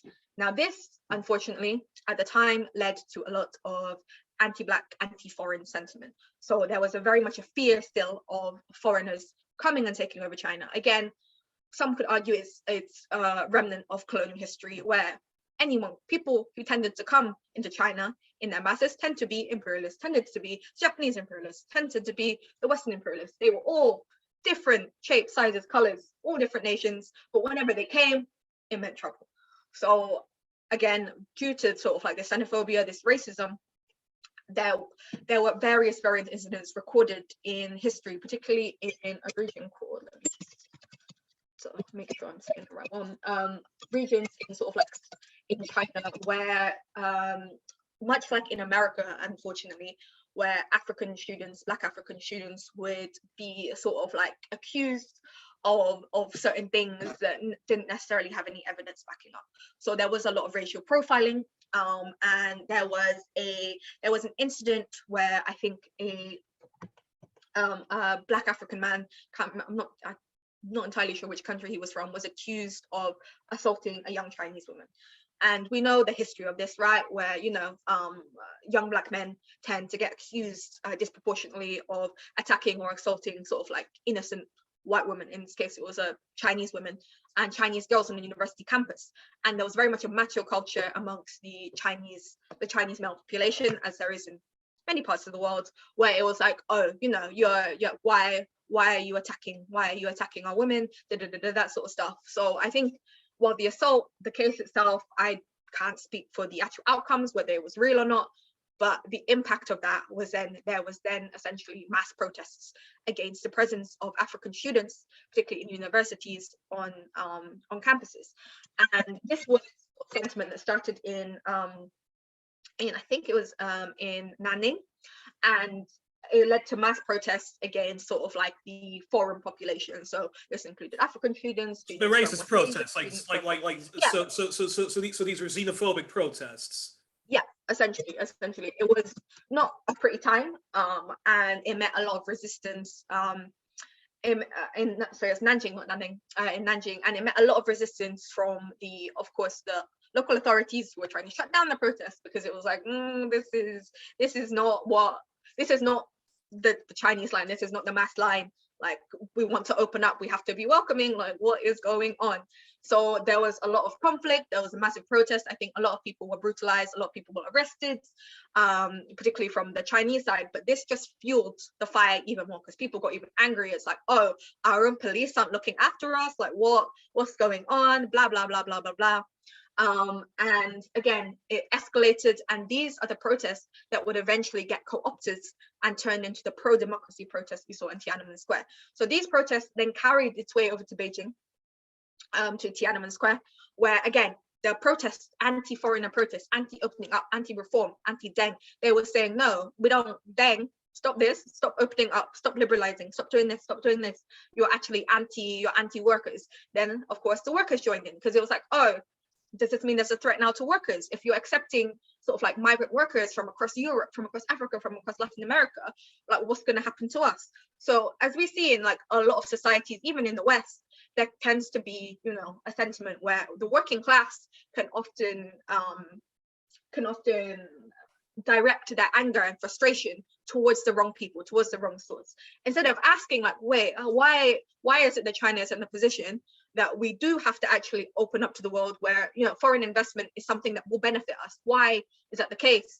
The working classes then tend to turn to, well, the problem is this foreign policy where we're opening up to all the people in the world, and where's the room for Chinese people? How are we going to grow? What the hell? So the workers joined in, had their own protests, which were like, we're pro-democracy, because China's having this hard line of opening up. Why are we not getting a say in this? We're the people toiling every day in factories, and now you're telling us all these foreigners can just come in and take a piece of the pie? Like, what's going on here? And this, again, sort of like snowballed into pro-democracy people jumping in. The CIA recruited Liu Xiaobo. They were like, hey, we know you don't like China. We know you want some money. So we need you to instigate Chip, basically. So he was a key instigator of rounding up the masses, like really sort of like mobilizing people to be like, no, the problem right here is that we don't have democracy. If we had democracy, this problem wouldn't be happening. We wouldn't be having all these like foreigners coming and stealing our jobs. We wouldn't be having, all this repression of freedom of speech. Look at what happened in Nanjing. Look at the protesters who protested rightfully against, problems with foreigners over there. Like, look at us now. Do you want us to be in the same position? We need to take power back. So his whole thing was the CIA literally recruited him to stir up trouble. And of course, whilst there were a lot of legitimate when I had Jay Watts on to talk about China, Jay, it's probably the most controversial thing like he said throughout the entire interview. But like he was talking to me about how he doesn't buy much of the of the narrative that's said about the Tiananmen Square massacre. But he mentioned that what's left out is that there is actually some of the Chinese students actually captured like police officers and Chinese soldiers and actually brutally killed them.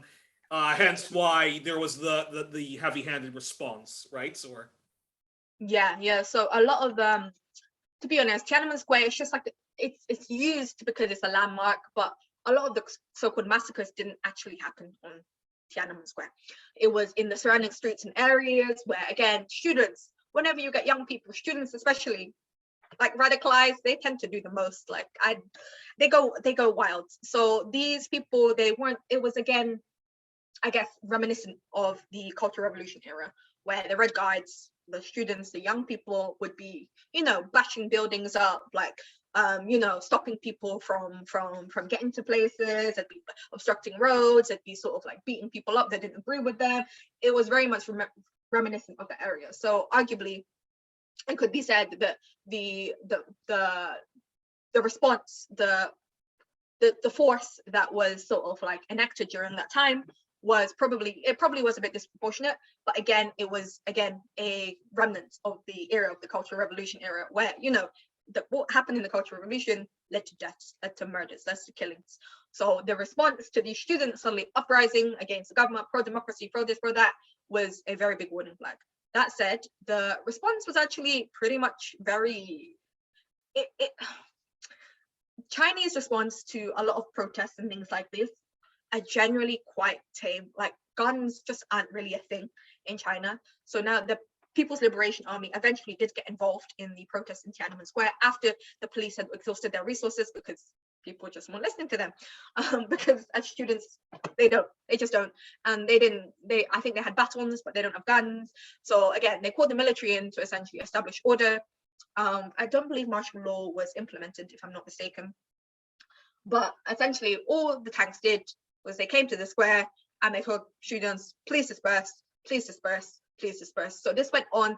I think there was like there's reports of a telegram from an American journalist who was there, and there was like, tannoys essentially in the square where soldiers would be like, please disperse, please disperse, and this would go on all day, all night, and it would just be encouraging people to disperse. It would be soldiers sort of like getting people out the square, sort of clearing the square essentially.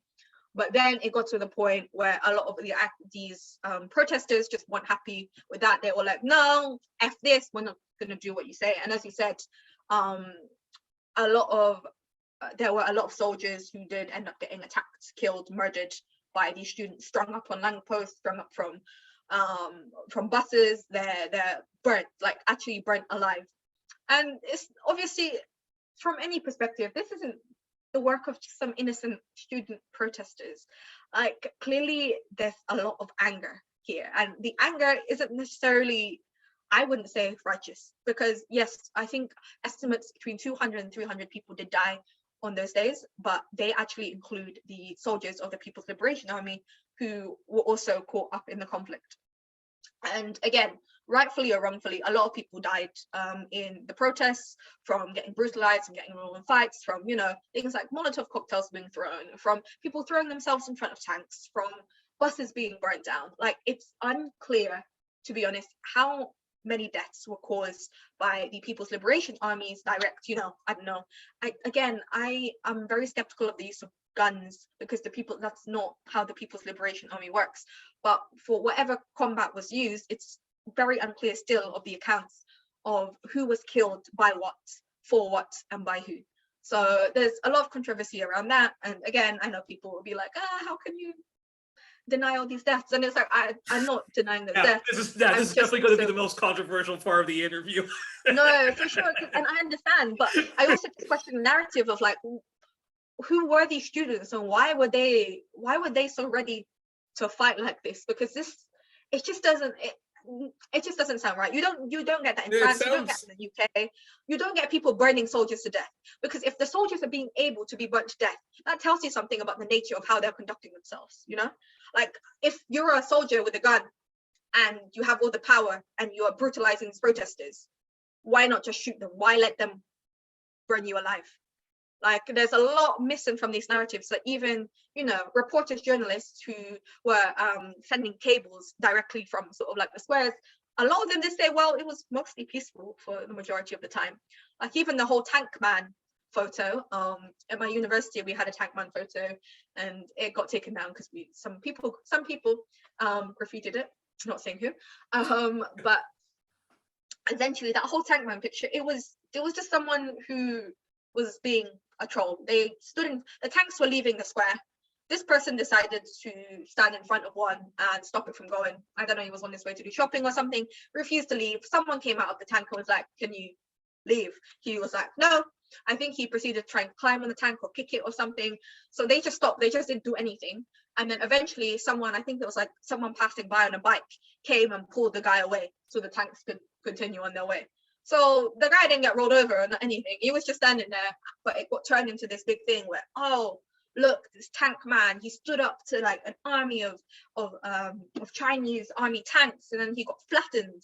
I wonder what's happened to him now. Or like, oh, where's his great? And it's stuff like that. But it's like, it's very easily verifiable information that he didn't get run over. There's no picture, video, image Or account sent of to a him actually getting re-education run over. camp and all of that sort. Exactly. Like it's just not like people were arrested. Yeah, sure. No one's denying that. But they did not flatten this guy. But he has become like the picture of the Tiananmen Square protests. And again, it leads you to think, if so many of these people were massacred, and again, I'm not denying people were killed, but if there was so much brutality, how come that one picture where it is not a case of brutality is the one that's most popularly disseminated? Like, how does that make any sense? Because it's used as an image of, small guy fighting against big bad evil communist governments. That's why. And yeah, that's interesting. And I'm not going to do a follow up there because otherwise it's going to take too much time. But that's but that's a very interesting perspective. But going on, from that, talk to us about the legacy. Actually, yeah, talk to us briefly about the legacy, the good and the bad of, and I'm going to be butchering his name, Zhang Xiaomen and Hu Zhentao. Okay. Yeah, both very controversial figures, especially following from sort of like saying, again, when the Tiananmen Square protests, like corruption was actually like, a factor for a lot of people for protests. But arguably, when it comes to Hu Jintao and Jiang Zemin, they're the people that Xi Jinping has very much been cleaning up after in his tenure over the past decade or so, because when Xi Jinping took over, corruption was rife within the party, and corruption by the way of bribes, of investors being able to bribe officials into giving permits to build certain companies, businesses, to flatten lands, to all sorts of stuff like as sort of like serious as that, to things like people in like villages and things being taken advantage of, being scammed, being sort of like frauded, and these were sort of like endemic of those two periods of time. So lots of graft, lots of graft and lots of corruption that came when a lot of foreign investment was tolerated. Yeah, and it's said that there's a lot of arguments, and I don't know too much about them, but there's also a lot of accusations that especially Hu Jintao himself was involved in a lot of very shady backdoor deals, a lot of shady sort of like business. I don't know how true this is, but the main criticisms I think from those two periods of time was the neoliberalization of the Chinese democracy, of the Communist Party of China, as well as the complete like lack of checks and balances for party officials. And it was sort of like there should have been rigorous checks in place for people to become party members, but it's been sort of like anecdotally said that during this time period, sort of like anyone could like buy their way into becoming a member, and becoming a member in the Communist Party of China isn't sort of like this thing here where if I wanted to join the Labour Party, I just have to pay them, I think it's like £10 a month or something, and then I'm a member. I can vote for the party leaders and stuff like that. Like in China, there's rigorous background checks, there's like examinations, there's tests, you have to prove your sort of like your loyalty, you have to prove your principles, you have to study, like it's a whole process. It's not just you join in and like contribute whatever, you have to prove yourself. So again, another one of the problems of these eras was that a lot of party structure, of party bureaucracy, was very much unchecked, and this meant that the corruption stemmed from the grassroots up to very high. And so when it came to things like poverty alleviation, the goals that the Communist Party of China had set during those 5-year periods, they weren't necessarily being met at the speeds at which they should have been. And I believe Xi Jinping was one of the people who was like spearheading a lot of anti-corruption sort of programs within his own provinces that he was like the governor on. So his rise from like a pig farmer to president is actually very interesting in and of itself. Highly recommend. I think there's a documentary on it. It's very interesting. But yeah, so during this period, it's again post the what's it called, the dissolution of the Soviet Union, which meant that the whole world was essentially, the whole sort of Asiatic, African, Latin American bloc was in a lot of danger. Cuba was facing a lot of shortages because they had a very close ties to the Soviet Union. Same with Korea, because Korea and the Soviet Union were very, very close. They provided a lot of support during the Korean War. And DPRK at the time was going through its arduous march. So obviously this did impact on China because they also had a lot of somewhat trade relations, although their relationship was shaky. Again, with the Soviet Union, there were certain trade relations, particularly to do with oil. So China was undergoing a period of struggle during the time. Yeah.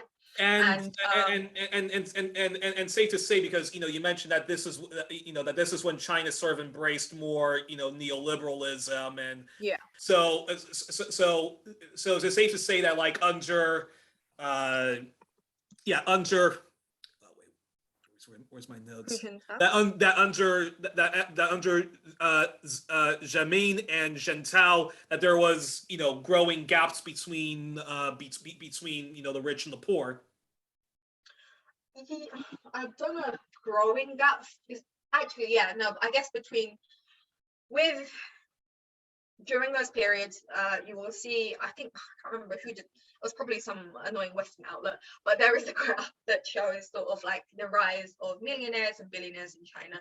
You will see over that time, there is a significant sort of rise, because China's whole thing with foreign investments and having special economic zones for foreign investment is that, again, there's checks and balances, there's tight control over who is allowed to invest, how much they're allowed to invest, and how much they're allowed to take out of a particular region.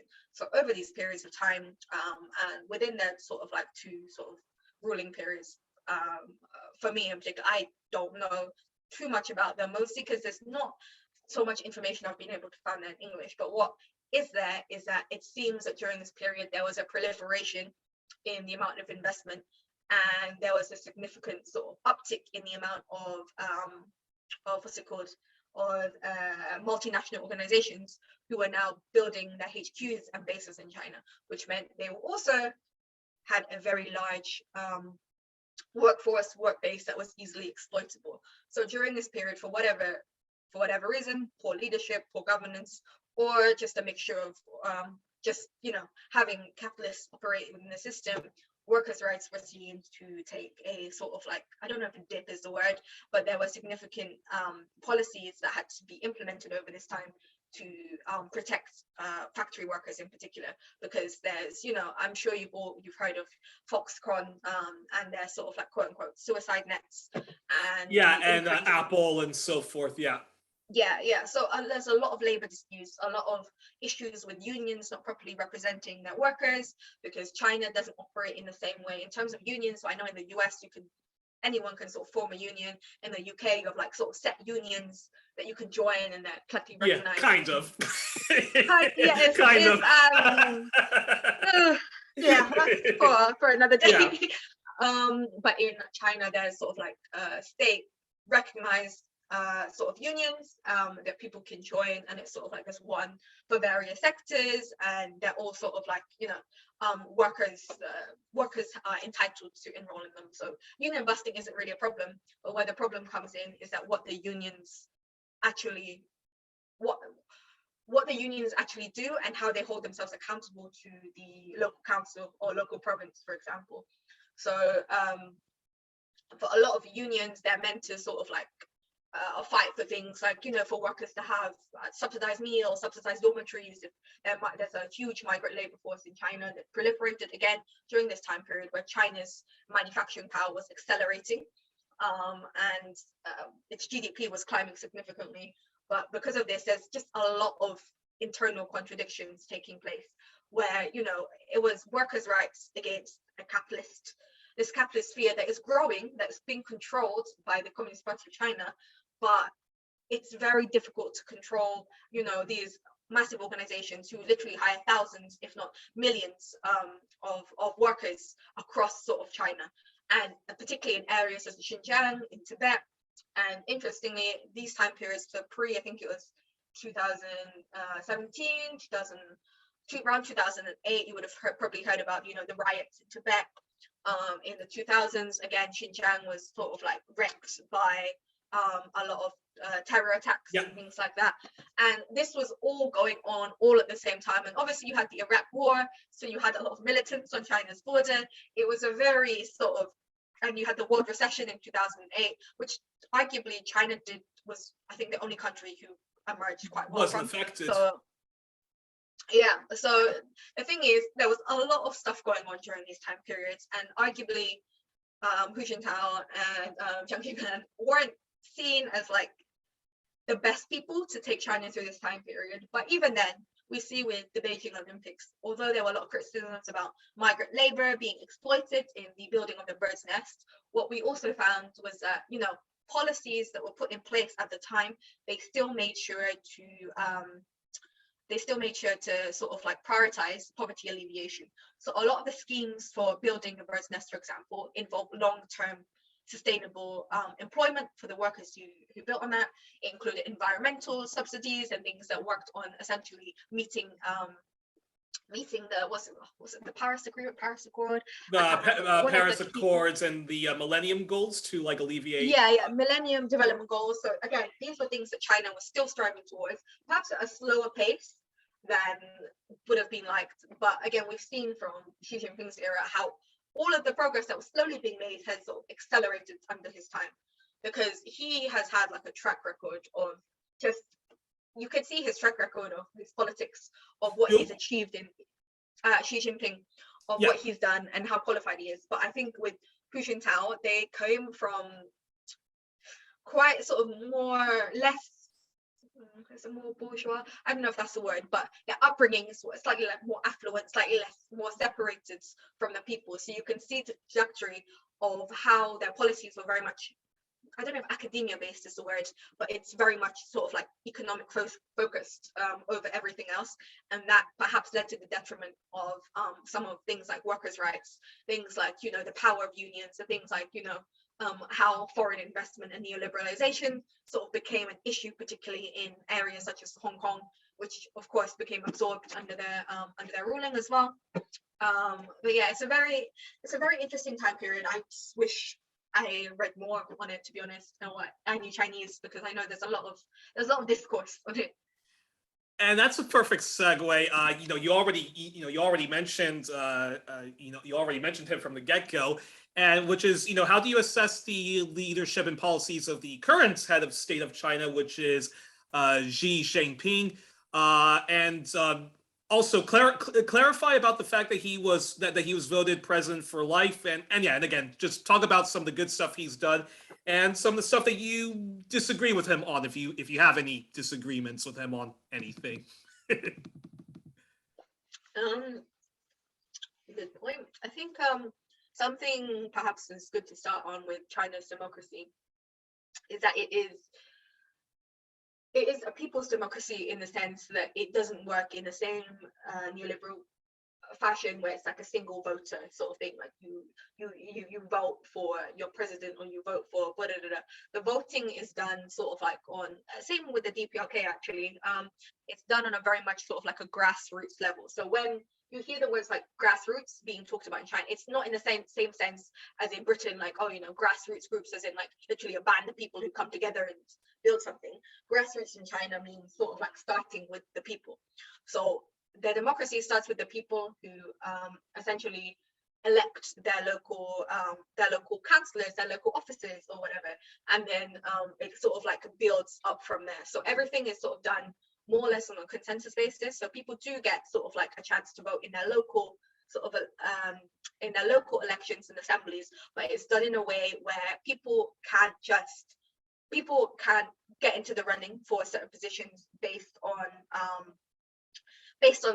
competition, or based on a notion that they just want to run. they have to have a track record of doing so. They have to have the consensus essentially of the people they are elected by, that, no, we know this person has done X, Y, and Z, and they're saying they want to do X, Y, A, B, C. So that's why we're electing. We've decided to vote them in. So like they're called like deputies. So they're all sort of like heavily scrutinized by sort of like the local province or council, as well as the local people, and particularly Communist Party of China members, whose entire job is to essentially keep them accountable, and because their whole job is working for the people. So with Xi Jinping, he has made his way through sort of like these ranks, through this sort of people's democracy. So he started off essentially, he wasn't from a particularly poor family, but he was from like a general, I guess, working class family in the urban areas, who was then sent to the countryside for re-education as part of the Cultural Revolution, became a pig farmer. And from that point onwards, that was how he made his way into politics. So he got involved in the local village he was at. He, as part of his training as a cadre, he essentially, he started in a very small province and built his way up. So he built a reputation in this village. And once he'd done the work he'd set out to do, then he was essentially moved to another village or appointed to another town that needed his expertise and his track record to go and help. So I guess it's like a promotion, if anything, but with all decisions, again, it's all made by sort of like an assembly of people who meet regularly, usually composed of Communist Party of China members, as well as from the other sort of like smaller parties, which are represented in China's, what's it called? I guess I keep forgetting what the name of it is called. But in their parliament, they're sort of parliaments, yeah, but aren't necessarily represent as much in the grassroots because there's less of them represented. But they tend to take mainly like left-wing tendencies. They're all left-wing tendencies, but just with different variations. And even within the Communist Party of China, there are different factions who, some are more like liberal, some are more like, a bit centrist, some would say, some are very ultra. Like, it's a very diverse party, contrary to popular belief. It's just that they have a mass line that everyone does follow, but it doesn't mean there isn't internal debates within them. So Xi Jinping's sort of rise to power has been a long haul. I think it's taken him like 30 years to get to where he is today. And it's not just a case of, like Boris Johnson. He went to Eton, and then he got into politics through his dad, and then he's just been elected in this Tory controlled area for the past 30 years. And suddenly now he's he's the leader of the Conservative Party, Prime Minister. Like, that to me is just really bizarre, because he doesn't, I still don't understand to this day what he's actually achieved or what he's actually done to get where he is. It just seems like, it's just a cute promotion thing, it's all done through nepotism. But with Xi Jinping, something that I do admire is that he actually has a track record of putting the work in to combat corruption, to combat poverty, to sort of like to promote this idea of like a unified China of 56 ethnicities or implemented. And you can see in the work that he does, and party members, they don't just walk around and talk and give strategies. They actually get involved in the work that needs to be done. If there's a burst pipe to fix, they will go in and fix that burst pipe. If there's a water well that needs digging, then they will get involved in that. If some aunties at a factory are having problems with health and safety, that's something that they will sort of like spearhead and do, or get others involved if they can't personally do it themselves. So obviously at the beginning, sort of at the lower sort of like the lower ranking levels of officials, they're very much embedded in the actual doing of things, the actual manual physical labor, because that's the only way they learn. As you go up, you become more divorced from that and more focused on the policy and the strategy side.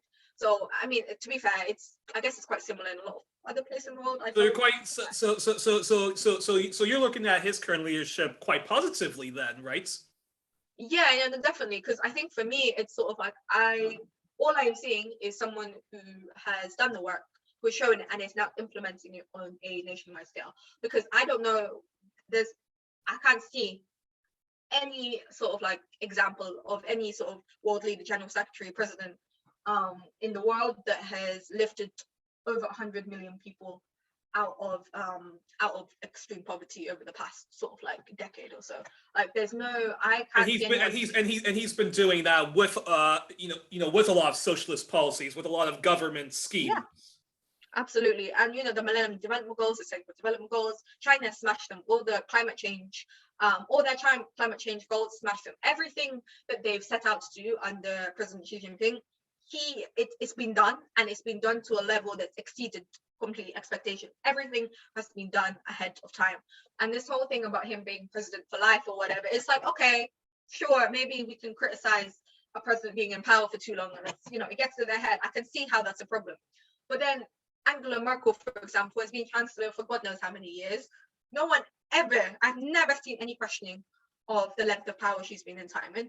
And to be honest, I don't think she's a very good leader. Like, Germany has a That's a big very left fair point. That's a very fair point, and people, but people would argue, well, at least she was elected by her party, and at least she was elected by the people. How would you how would you counter that with Xi Jinping being elected president for life? I guess, like how would you counter that?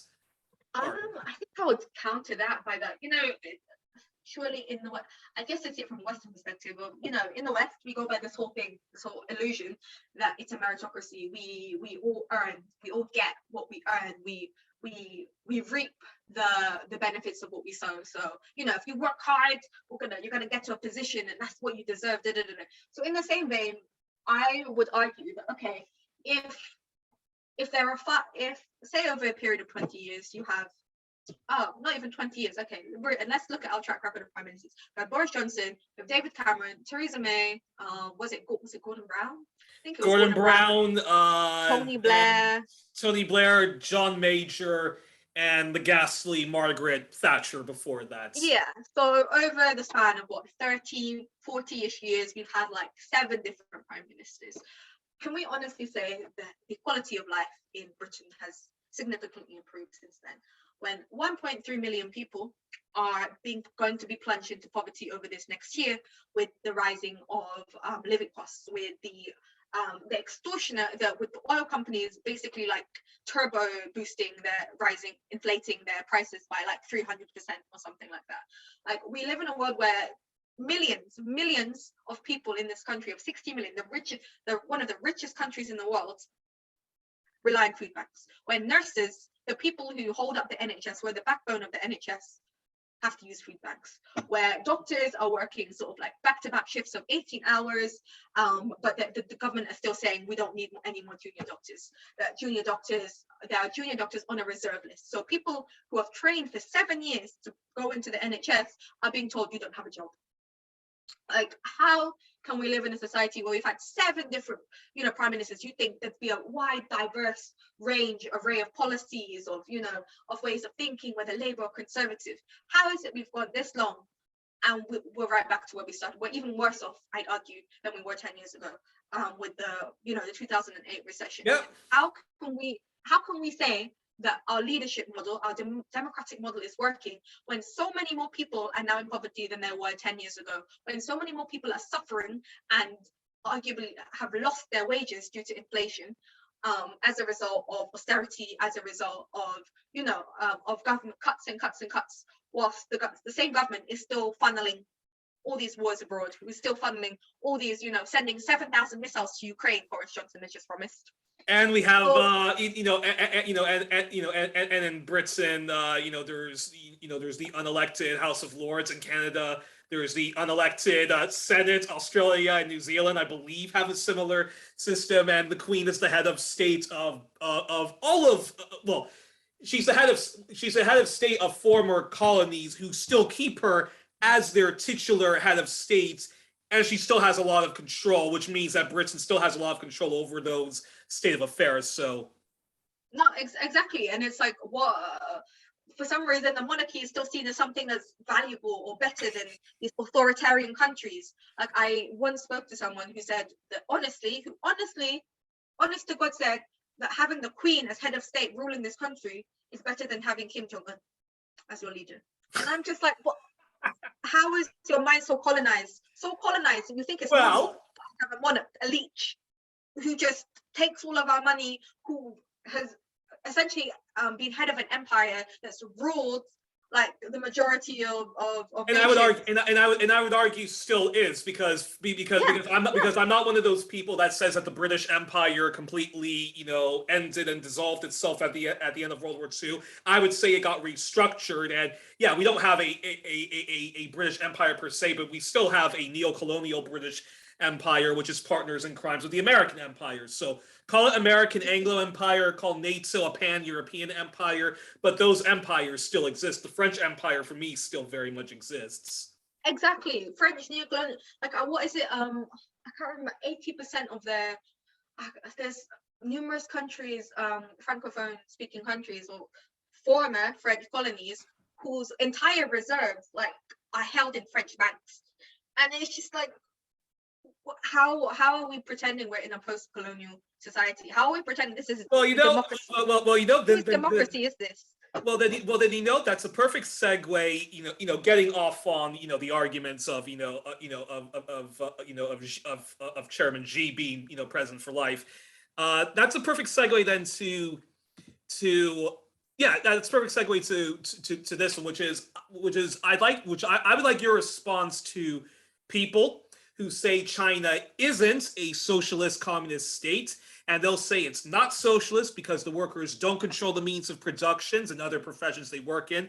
Some say China practices a more brutal and more unaccountable version of the free market, hence why there are Chinese billionaires, and that China allows its population to be brutally exploited by American, European, and Canadian multinational companies who use China for cheap labor and brutally exploits their working class. So what's your response to that? Um, well, that's a very good one. I think my response to that would be if especially people who make these arguments, if they're Marxists or Marxist-Leninists or communists in any Trotskyist as well, and yeah, no, honestly, Trotskyist as well. It's can we look at the primary contradiction that plagues our world at the moment, and that for the most part is still imperialism.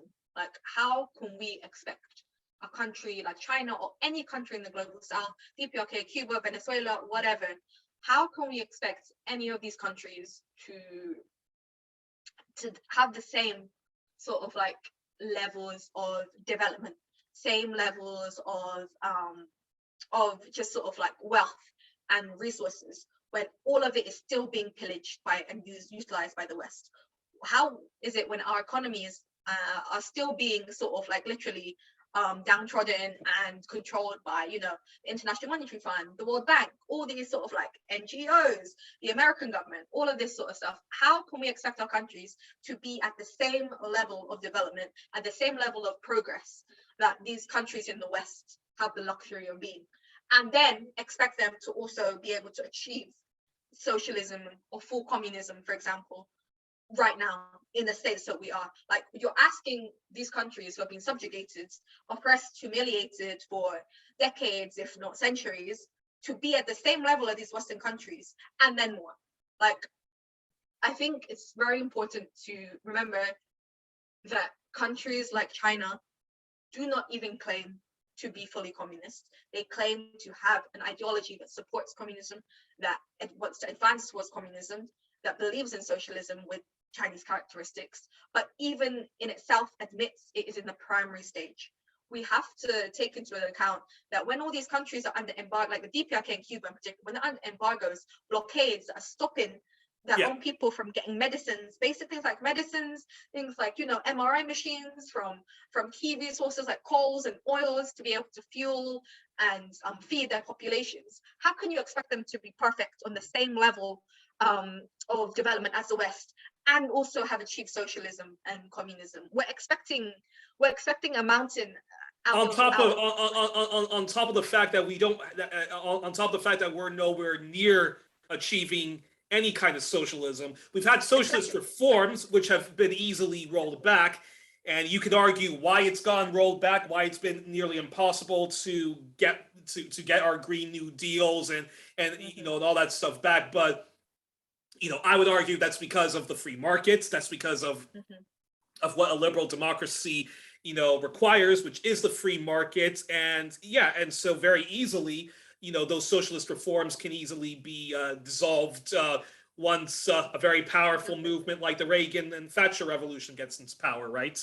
No, exactly. And that's the thing, again, sort of like going back to the whole term limit thing. It's like, well, if the work that any president or prime minister can do can literally get overturned every 2 years, every 3 years, every 5 years, what is the point? Like, what progress are you actually making and it's like that whole phrase like, oh, don't fix what isn't broken, like if President Xi Jinping is a leader who's actually leading China down the right path, is doing all the right things, is enjoyed by the people, has an approval rating of, I think it's like 98% now, according to even sort of like American sources, like why push him out of a role and invite someone in who doesn't have his level of expertise and success rate?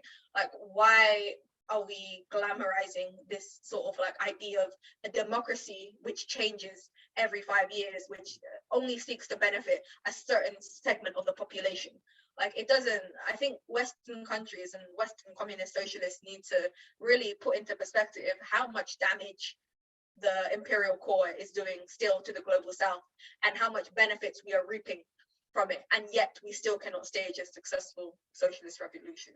Like, if we could have done, we would have already, right?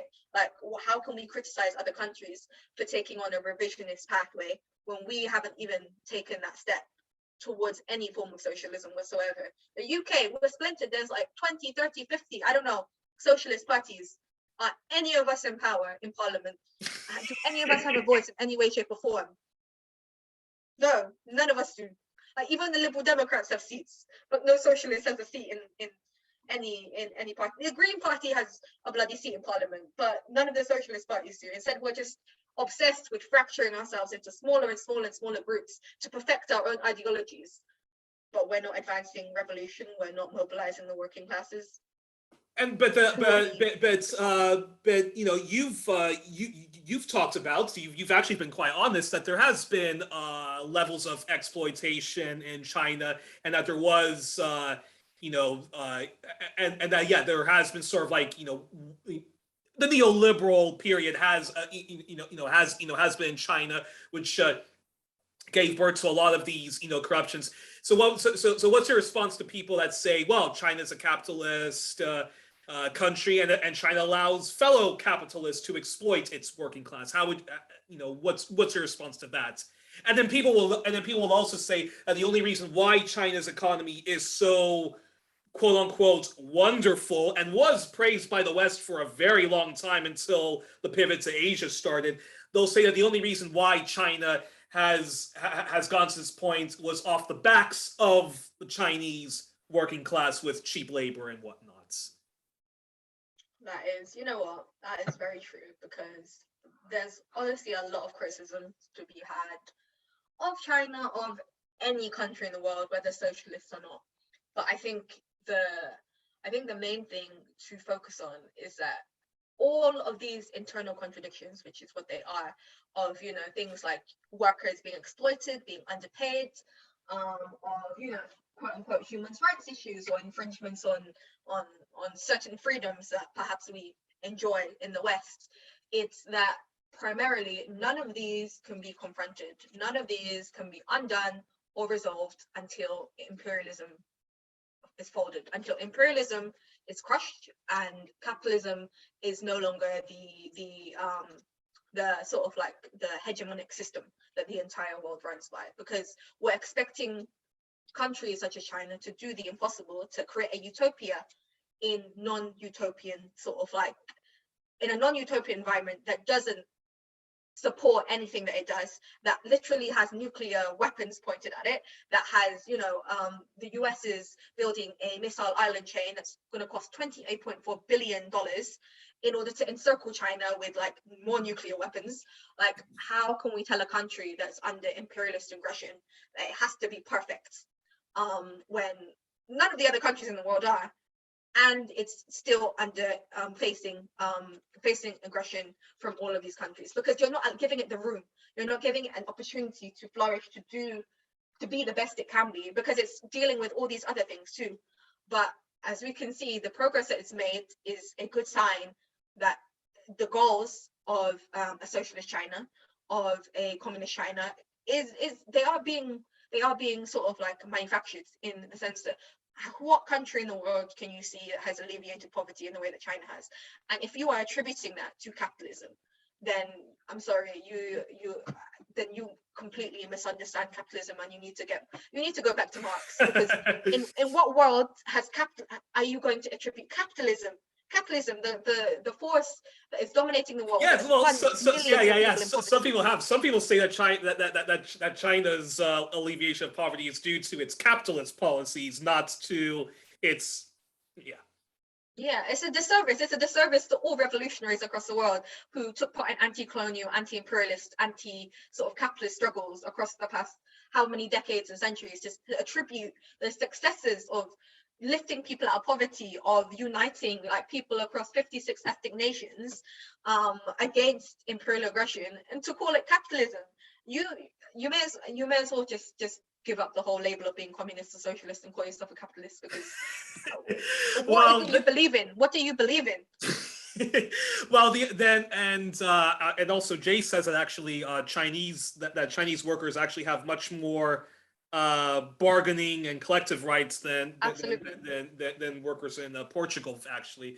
So then briefly then respond then to this criticism, which is leveled at China, which is that China is a rival capitalist, rival imperialist nation to the US and the Five Eyes Alliance or NATO EU nation, and that China exploits Africa the same that America, Canada, and the Europeans do. What's your response to that argument? Ooh, that's interesting, because I think even now with the whole Russia-Ukraine conflict, I've been seeing the word imperialist thrown around a lot.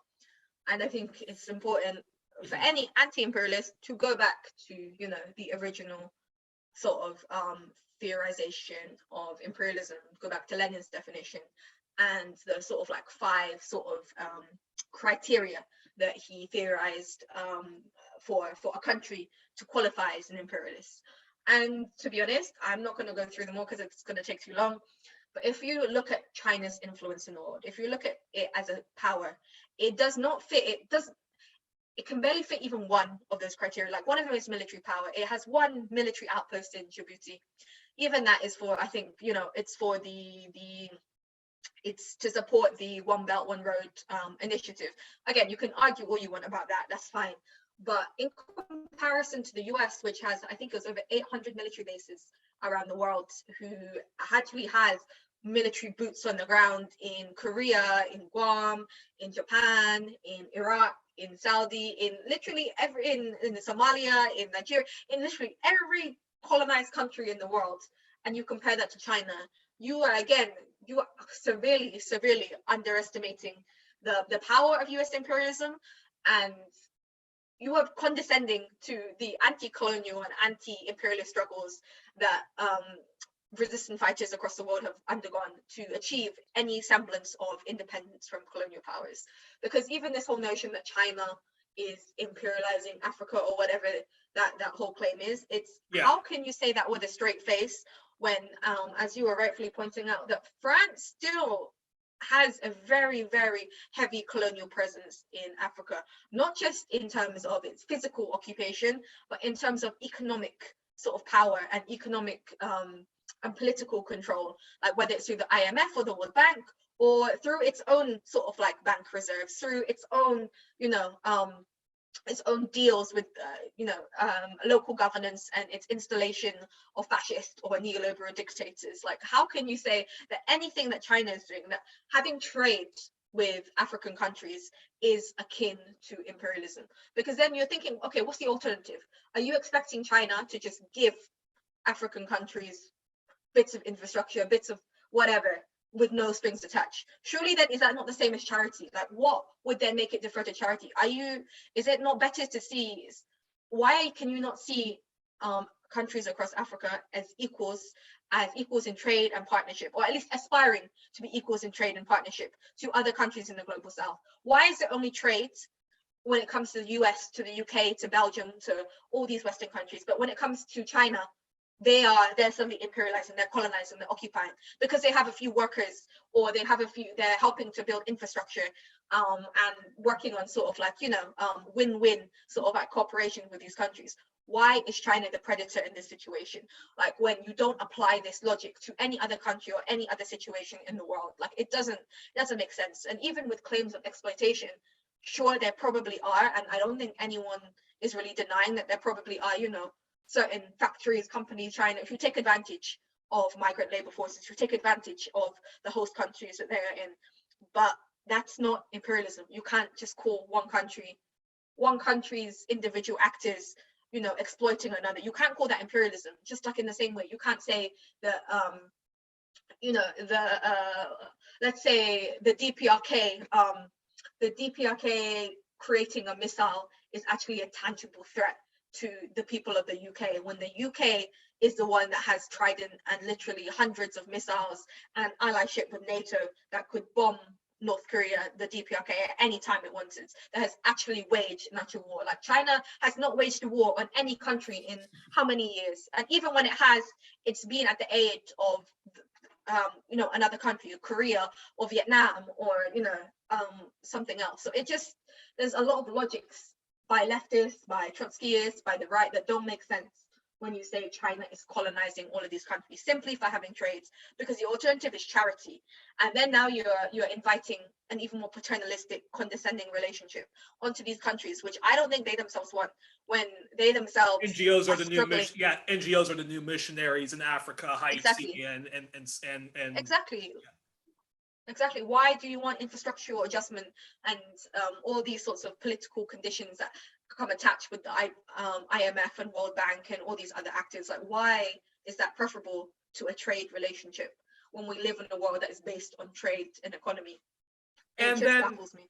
And then, can you respond to the criticism Western leftists make on China's treatment of its Uyghur people, of its Tibetan Buddhist people, and now, because now, going to give an example. Now, Canadian leftists, i.e. white Canadian leftists mostly, and others who care deeply about the plight of Indigenous people in North America, also known as Turtle Island, Australia, and Palestine, and elsewhere, they'll say that China treats its Muslim believers and its Buddhists, notably those in Tibet, as settler colonialists like the Native Americans, Hawaiians, Alaskans, First Nations, Métis, and Inuit in Canada, or the Palestinians in the occupied territories.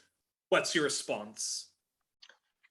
I think my initial response is that, that is straight up genocide denial of the massacres that Indigenous peoples in the Americas have faced, because that is accounted documentation, and it is a well-known history, settler colonial history, that, I think 80% of the Indigenous population of the Americas was wiped out when the colonizers came, as a result of war, disease, and just general persecution.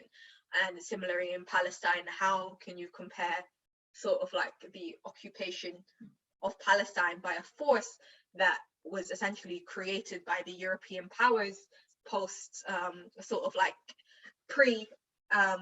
post World War II, and also during the British occupation of Palestine? How can you compare sort of like well-documented historical accounts of settler colonialism with China, whose entire sort of history cannot be quantified in the same way, where its entire history has been about maintaining trade relations with all the countries that surrounds it, when, even if you argue that China, I don't know, Imperial China back then colonized Tibet and Xinjiang, it doesn't match up with the history, because the people at the time who would have colonized it would have been they wouldn't have been the Han Chinese, it would have been an entirely different ethnic group.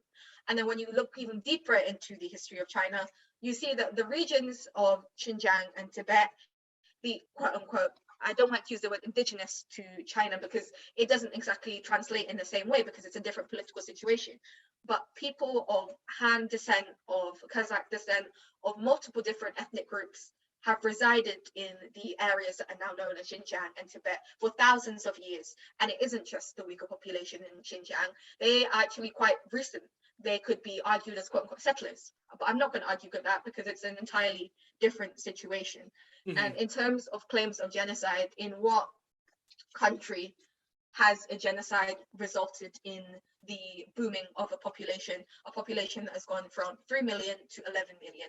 In what country has there been, for all the criticisms and faults of perhaps a one-child, two-child policy in China, in what way can it be considered discriminatory or genocidal towards the Uyghur population or ethnic minority populations, who are excluded for from them, to be excluded from these policies, to be allowed to have in as many children as they want, to have, to be completely exempted, to receive sort of like actual affirmative action in terms of, points added to their examination scores, to sort of like preferential treatments when it comes to certain jobs and fields, to having specific programs and welfare sort of systems in place specifically designed to benefit them.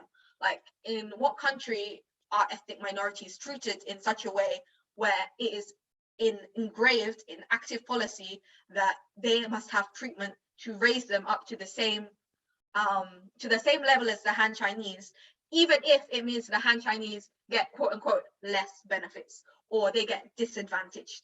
Because I don't see that in the West. Sorry, there's no laws that say that, because of the history of, enslavement and the atrocious colonial history committed towards sort of like Black British people, and the just the rates of poverty that, Black British people get, additional points in their GCSEs, or they get certain exemptions for their university qualifications. Like, there's nothing in any laws in this country that prescribes the same sort of treatment towards ethnic groups. And again, the history of ethnicities in China is entirely different to any sort of subjugation that the West has imposed on indigenous populations, whether in the Americas or across Europe or, anywhere in the world. Like, you're talking about an entirely different system, and you can't just project white supremacy onto China where that is not the same ethnic history. Like, Uyghur genocide, it's a disservice to the Uyghur people who all live there and are thriving there and are living, a terror-free life, who are living for the first time in decades, for some of them, a life where they can actually truly live without having to worry about poverty or being attacked for, their faith or beliefs or religion or way of life. Like, it's just disgusting to think that even Tibetans, for example, are being expected to have nostalgia for a system that held them indentured and enslaved to like sort of like the ruling class monks and ruling class monasteries in a feudal system. All right, and and then that's a perfect segue to this question, which is, answer briefly, if it's possible, then are there any half truths? Are there any half truths to the allegations that that the Uyghur Muslim people face institutional Islamophobia, that Tibetan Buddhists aren't allowed to practice their their religion, and that's okay, maybe not a stereotypical physical genocide is happening like what the Japanese did to yours truly, the Chinese people, but that there's a cultural genocide going on with the with the Uyghur Muslims and the Tibetan Buddhists. I think one thing to point out with that is that Islam is one of the officially recognized religions of China. So that's Buddhism, Taoism, I think Catholic Christianity or Christian, some certain branches of Christianity, and Judaism and Islam. And because of that, are all recognized by the Chinese state. So recognized by the Chinese state. So the stereotype that China has completely barred people from believing in religion and practicing religion, that's just not true. Maybe there was a period in time where under Mao it was very hard line against organized religion, but organized religion is allowed to exist. It's just they're not allowed to have the power that they have in yours Mm-hmm. truly, the United States, and other places in the West, right? Exactly. I mean, we always talk about, I don't know, a lot of people always talk about, separation of state and church. And there isn't a more explicit example of that than in China, because whilst religions are protected, and again, especially like Islam, Christianity, and Judaism in particular, because they aren't as sort of like, they're a little bit newer to China than Buddhism and Taoism. They have special statuses where things like places of worship get renewed and sort of like renovated every few years. There's special days where workers of certain faiths sort of like are permitted time off to celebrate or to sort of like observe. It's very much sort of like a respected part of sort of Chinese culture, the respect of religion, in the sense that under Hu Jintao, so he was the one that introduced I think it's the three represents policy, actually, which had these sort of curbs on religion, where organized religion, it's fine if they're officially recognized. However, things like cults like Falun Gong, things like evangelical Christian sects, things like Mormonism, Jehovah's Witness, things that are seen to be like reactionary or not actual sort of like religions, but rather sort of like cults or cult followings, those are banned and prohibited in China. And again, the reason for that is colonialism. Like, there is a huge history of missionaries coming into countries in the global south and trying to evangelize and convert the entire population, and sort of indoctrinate them with sort of like very far right, conservative, sort of reactionary, fundamentalist thinking. And this is what China is explicitly against. So when it comes to, say, Islam and Christianity, on the same vein, if there are sects of these sort of like religions that encourage sort of like a fundamentalist, far right, fascist sort of thinking that goes against the Chinese government or sort of like Chinese core values, then yes, they will be stopped. And that is what has been curbed in Xinjiang. And again, it could be argued that this is cultural genocide. However, for the people living there, what I would argue would be sort of like more contentious and more problematic for the Chinese government to do is to let the local people's ethnic, cultural, religious traditions be completely disseminated by sort of like other strands of that religion, other more extremist, fundamentalist, or evangelical strands of that religion, imposing their will, their culture, their beliefs onto a population that already has one that is established, such as the Xinjiang Uyghur Muslim population that has been established for hundreds, if not thousands of years within the region. And that is the most important thing. It's the preservation of local ethnic culture. Yeah. As opposed to allowing the imports of really familiar to these places that is antithetical to the cultures and beliefs of the people there, because that just tears apart society. That is what creates divisions, and that is what China and the Communist Party of China does not want, and why it has implemented these policies that stops Falun Gong from openly practicing and recruiting members. Because ultimately, for things like Falun Gong, the leader is some billionaire in New York who encourages people to set themselves on fire and believe that homosexuality and racial mixing is a sin. So if we let stuff like that into China, what's to say how society will turn out? And is it right for society to go down that pathway just for the sake of freedom of expression for a cult? And very briefly, Tibet and the idea that China practices cultural genocide towards Tibet, and that China doesn't allow Tibetan Buddhists to practice their culture.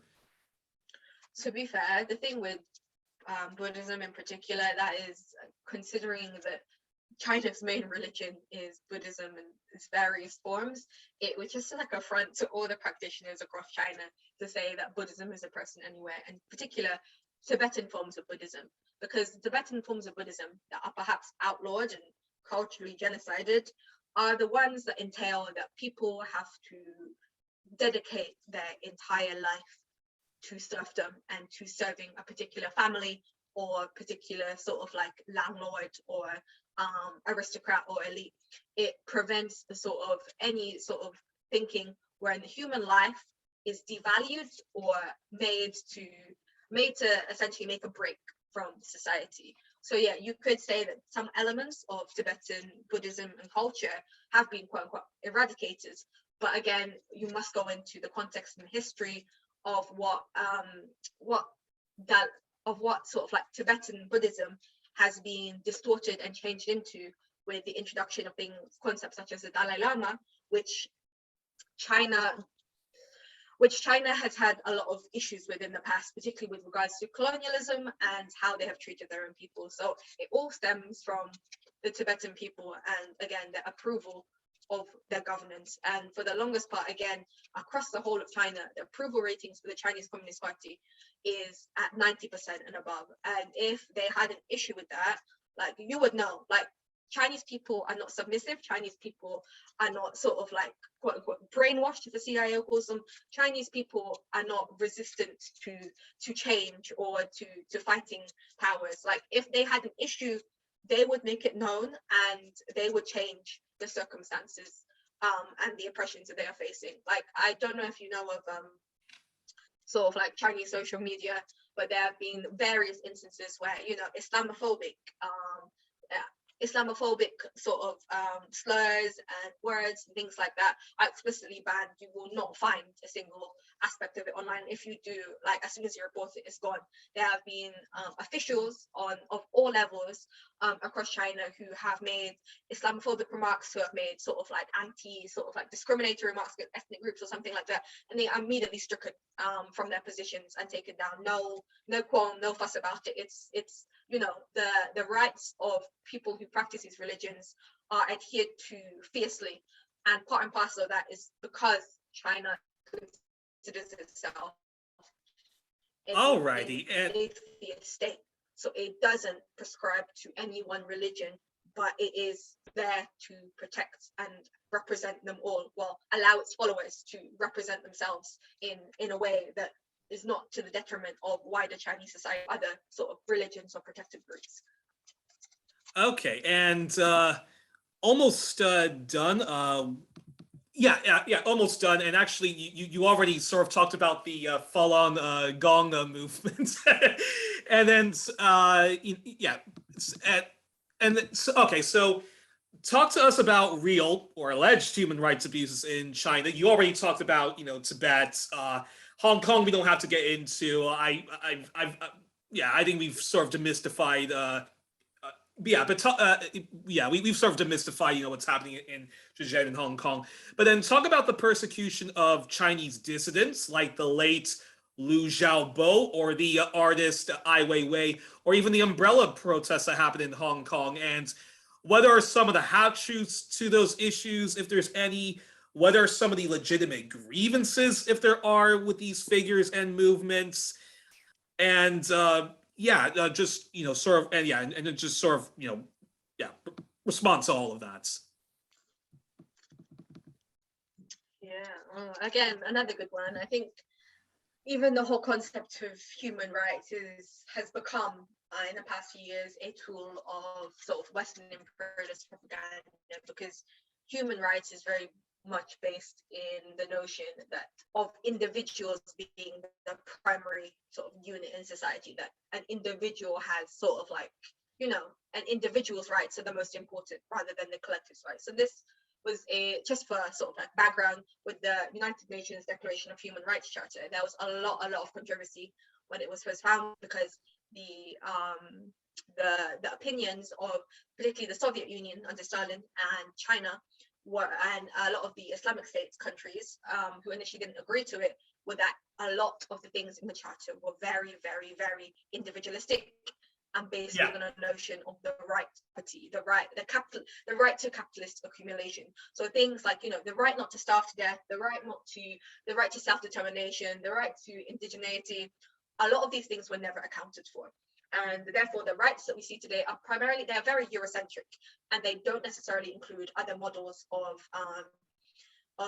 human rights theorization that come from the Islamic world or come from like a socialist or collectivist perspective.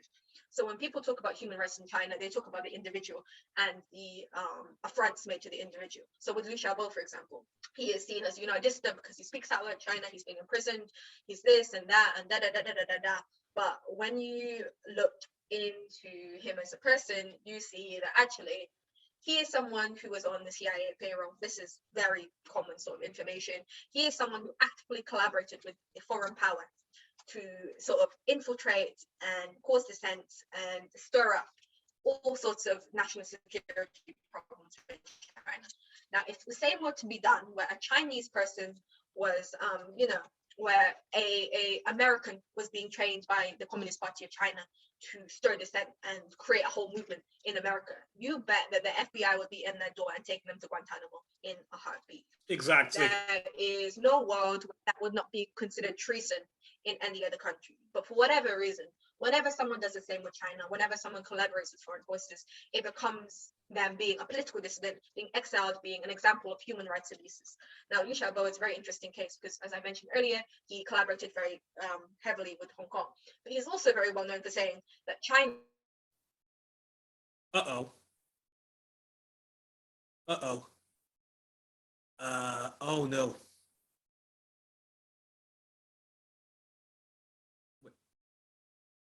Oh no. Fiona, you there? Hello. Yeah. Okay, sorry about that. Sorry about that. My internet took a bit of a dip. Okay, don't worry. I promise you, we are almost done. No worries, no worries. Okay, but yeah. So you're saying Liu Xiaobo, who passed away. You can respond to I mean, he was killed, I think, when he was under house arrest or something like that. But yeah, you were explaining that he was on the CIA payroll, and talk to us about some of the reactionary expressions that he said about China. So a lot of his views were that China deserved to be colonized and needed to be colonized to achieve a state of civilization. And so he ended up dying sort of like, I think, under house arrest of liver cancer, and he died in hospital. But his legacy sort of lives on, and there's this whole deification of him. He won a Nobel Peace Prize for, God knows, for his work on human rights. But obviously what's left out of this is he has a right as an individual to say what he wants, sure. But China also has the right to, I would argue, to ensure that there are consequences for the things that he says if it impedes on their national sovereignty and their sort of like, it's national security. And any cause for colonialism, any cause for imperialist intervention or domination, I would argue, are grounds for consequences to be put in place. And just like with him, with Ai Weiwei, I don't know if you've seen what he's been up to now, but he is now supporting Trump. He's now supporting Donald Trump and his campaign for 2024. He's expressed a range of very reactionary sort of views. And it's very important to contextualize the human rights being infringed of certain individuals who became very famous in the West, because more often than not, you will see they're being not only funded by the US State Department, but they take on very far right and reactionary views. Now, it's one thing to say that someone has the right to freedom of speech. It's another thing to say that anyone with like far right conservative fascist tendencies deserve to be platformed and allowed to radicalize people within China. Because I think we can all agree, well, most of the world apart from Ukraine and the US can agree that there shouldn't be a glorification of Nazism in the world. So if anything, it is China's duty to not allow the proliferation of Nazism or fascism on its shores because of the atrocities it's faced, not just at the hands of Japanese imperialists, but from colonizers and fascists from across the board. So again, with the Yellow Umbrella movement, again, I'm sure there were legitimate grievances to do with, student rights, workers' rights, things that, are inevitable in any developing society, in any developing world. And these are legitimate. However, what is not legitimate is the collaboration between these movements and the funding of these movements by foreign forces, because no foreign other country would accept this behavior if it was the other way around. So to expect China to just sit and accept it is something that's not only hypocritical, but is very condescending and reeks of a white savior complex that only white people can go and save brown people. Like, there's white people know everything about their issue. It doesn't matter how many atrocities these white countries have committed across the world. They, at the end of the day, still know best. And they still think that, if a protest is always a good protest, apart from when it happens domestically, in which case you get the National Guard involved and the police to go and suppress it. So it's these sorts of like, you know, double standards that you have to Triple think about when it standards comes even, to yeah. political dissidents. And you know what? When it comes to dissidents, you also have to remember, you get famous for, if you want to do well as a political dissident, you have to say the most outrageous things. And we can see this in Yeonmi Charlesworth now, who's a famous defector from the DPRK. She says the most absurd things that can be debunked with literally a Google search, with the smallest bit of common sense. The things she says, like, there's no ice cream in North Korea, there's no word for I love you, there's no word for mud, things, very, very simple things. It doesn't make sense, it's impossible. But the more absurd things she says, the more money she gets, the more notoriety and fame, book deals and things she gets. So you can imagine, for any dissident of any country, whether it's the UK or China or wherever, the more absurd things you say, no matter whether it's true or not, the more money you will get, the more fame you'll get, the more you'll get platform, and the more like things like the BBC and ITV and CNN and ABC will pick you up and platform you, because you've gained that notoriety. You are a credible source simply because you are famous. It doesn't mean that any of your sources are verifiable. It doesn't mean that any of your sources are credible. It just means that you've told the State Department line so well to the point that you have a good following, and now you are a trustworthy face to disseminate amongst the population. And if you shed a few tears, perfect. That's the whole package done and dusted. And that is something that's so insidious about Western imperialist propaganda that I think. And I do, and I have to say about Liu Xiaobo, you know, this kind of First Amendment martyr. He was on record as saying that he supported the U.S.'s war in Vietnam, the U.S.'s war on Korea. He supported the Iraq War. He actually supported the Iraq War, and he's a big fan of Israel and thinks that anything that happens to the Palestinians, that they get what they deserve. So that's Liu Xiaobo. And I had no idea that Ai Weiwei has been actually expressing lots of reactionary right-wing views. But yeah, it goes to show you, and like, you know, even in Hong Kong and the Uyghur, the World Uyghur Congress, both backed by the National Endowment of, you know, Plutocracy. I'm sorry, National Endowment of Democracy. And yeah, and their civil society groups, backed by the West. So yeah, exactly. I think with any of these things, we just have to be careful about what gets platformed on mainstream Western media, because obviously there is the Great Firewall in China, and certain information will never really get out to us unless people from the mainland decide to share it with everyone on social media. But not that they should. I think, honestly, the Great Firewall being in place is a benefit for Western media internet users more than it is for Chinese internet users, because I don't know if you've seen Chinese social media, but the people on there are savage. The people on there can rip you apart within a few messages, a few words. And even with that sort of thing in mind, there's a lot that never gets translated from Chinese social media to Western social media. So the events that do sort of make it out, you have to question why and how, you know? And then and then what's your response to people who say that China is an authoritarian system, and that there's hardly no freedom of expression in the press or in the arts and whatnot? What's your response to that? Would you say it's a bit of it's a bit of a mixed bag? The whole idea of, well, yeah. What's your response to that? Well, I guess, again, going back to sort of like Marxist sort of theory, is that China is or aspires to be a dictatorship of the proletariat. So yeah, you could say it's authoritarian, but again, it's the nature in which it is that matters, I think, because, to be honest, a country that I consider authoritarian, that many may not agree with, is a country that is happy to let its people starve, that is happy to let its people live in poverty, that does not give the right to shelter, to food, to water. It's a country that,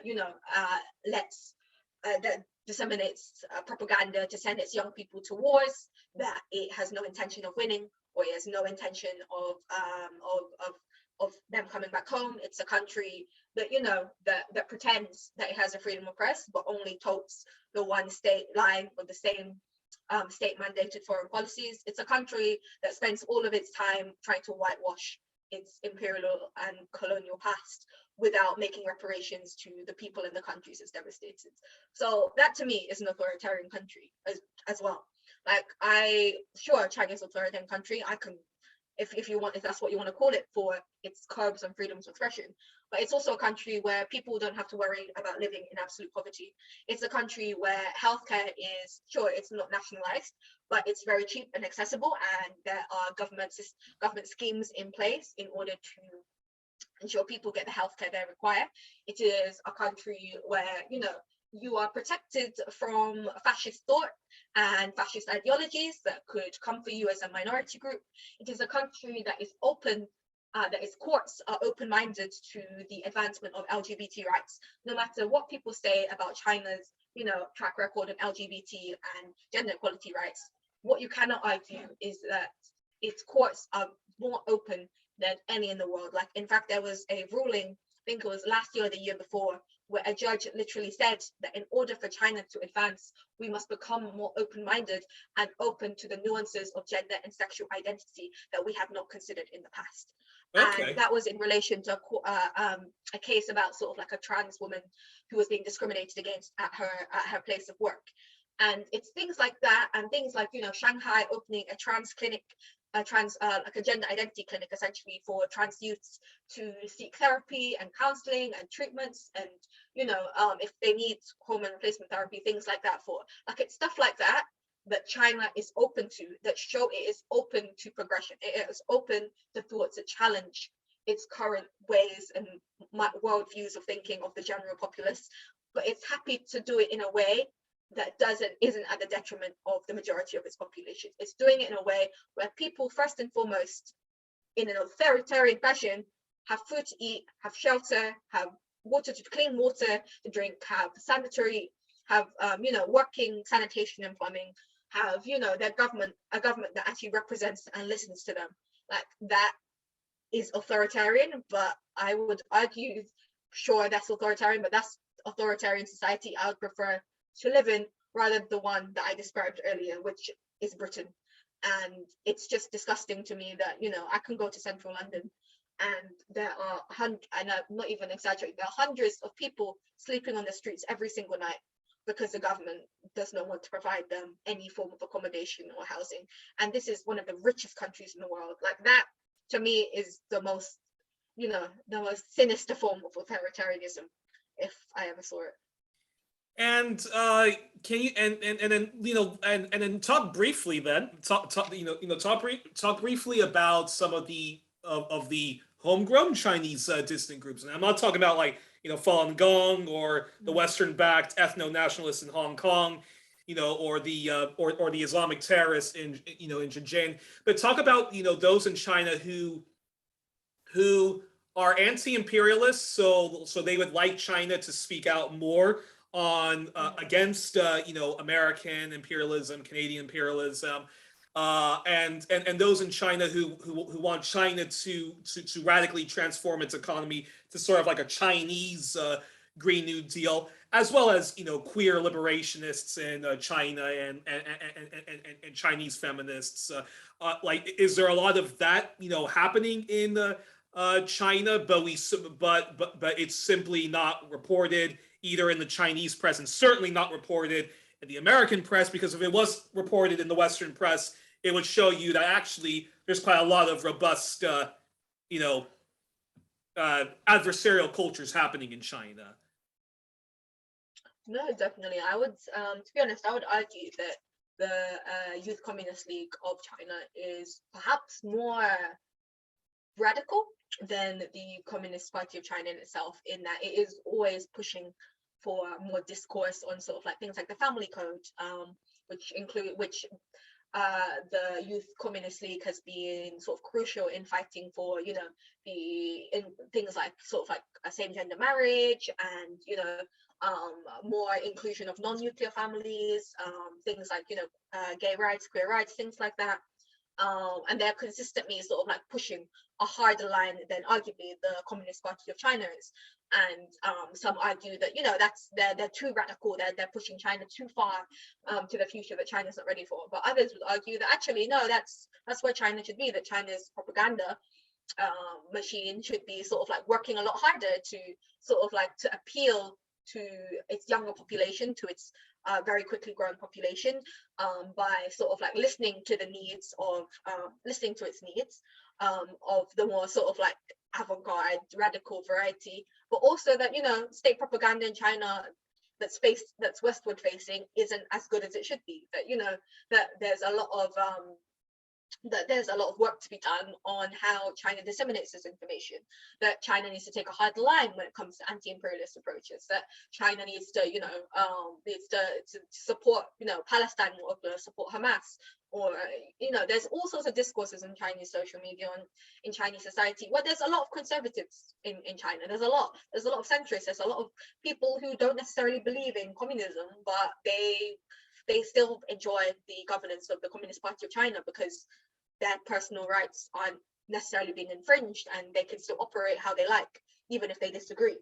So it's a difficult one because there are also a lot of, I would argue, westernized, colonized sort of NGOs and organizations that are homegrown, that, you know, that do originate in China, and they often make their way towards the West because they have Western ideals of what China should be like and how China should be progressing and in what direction it should be progressing and at what rate it should be progressing.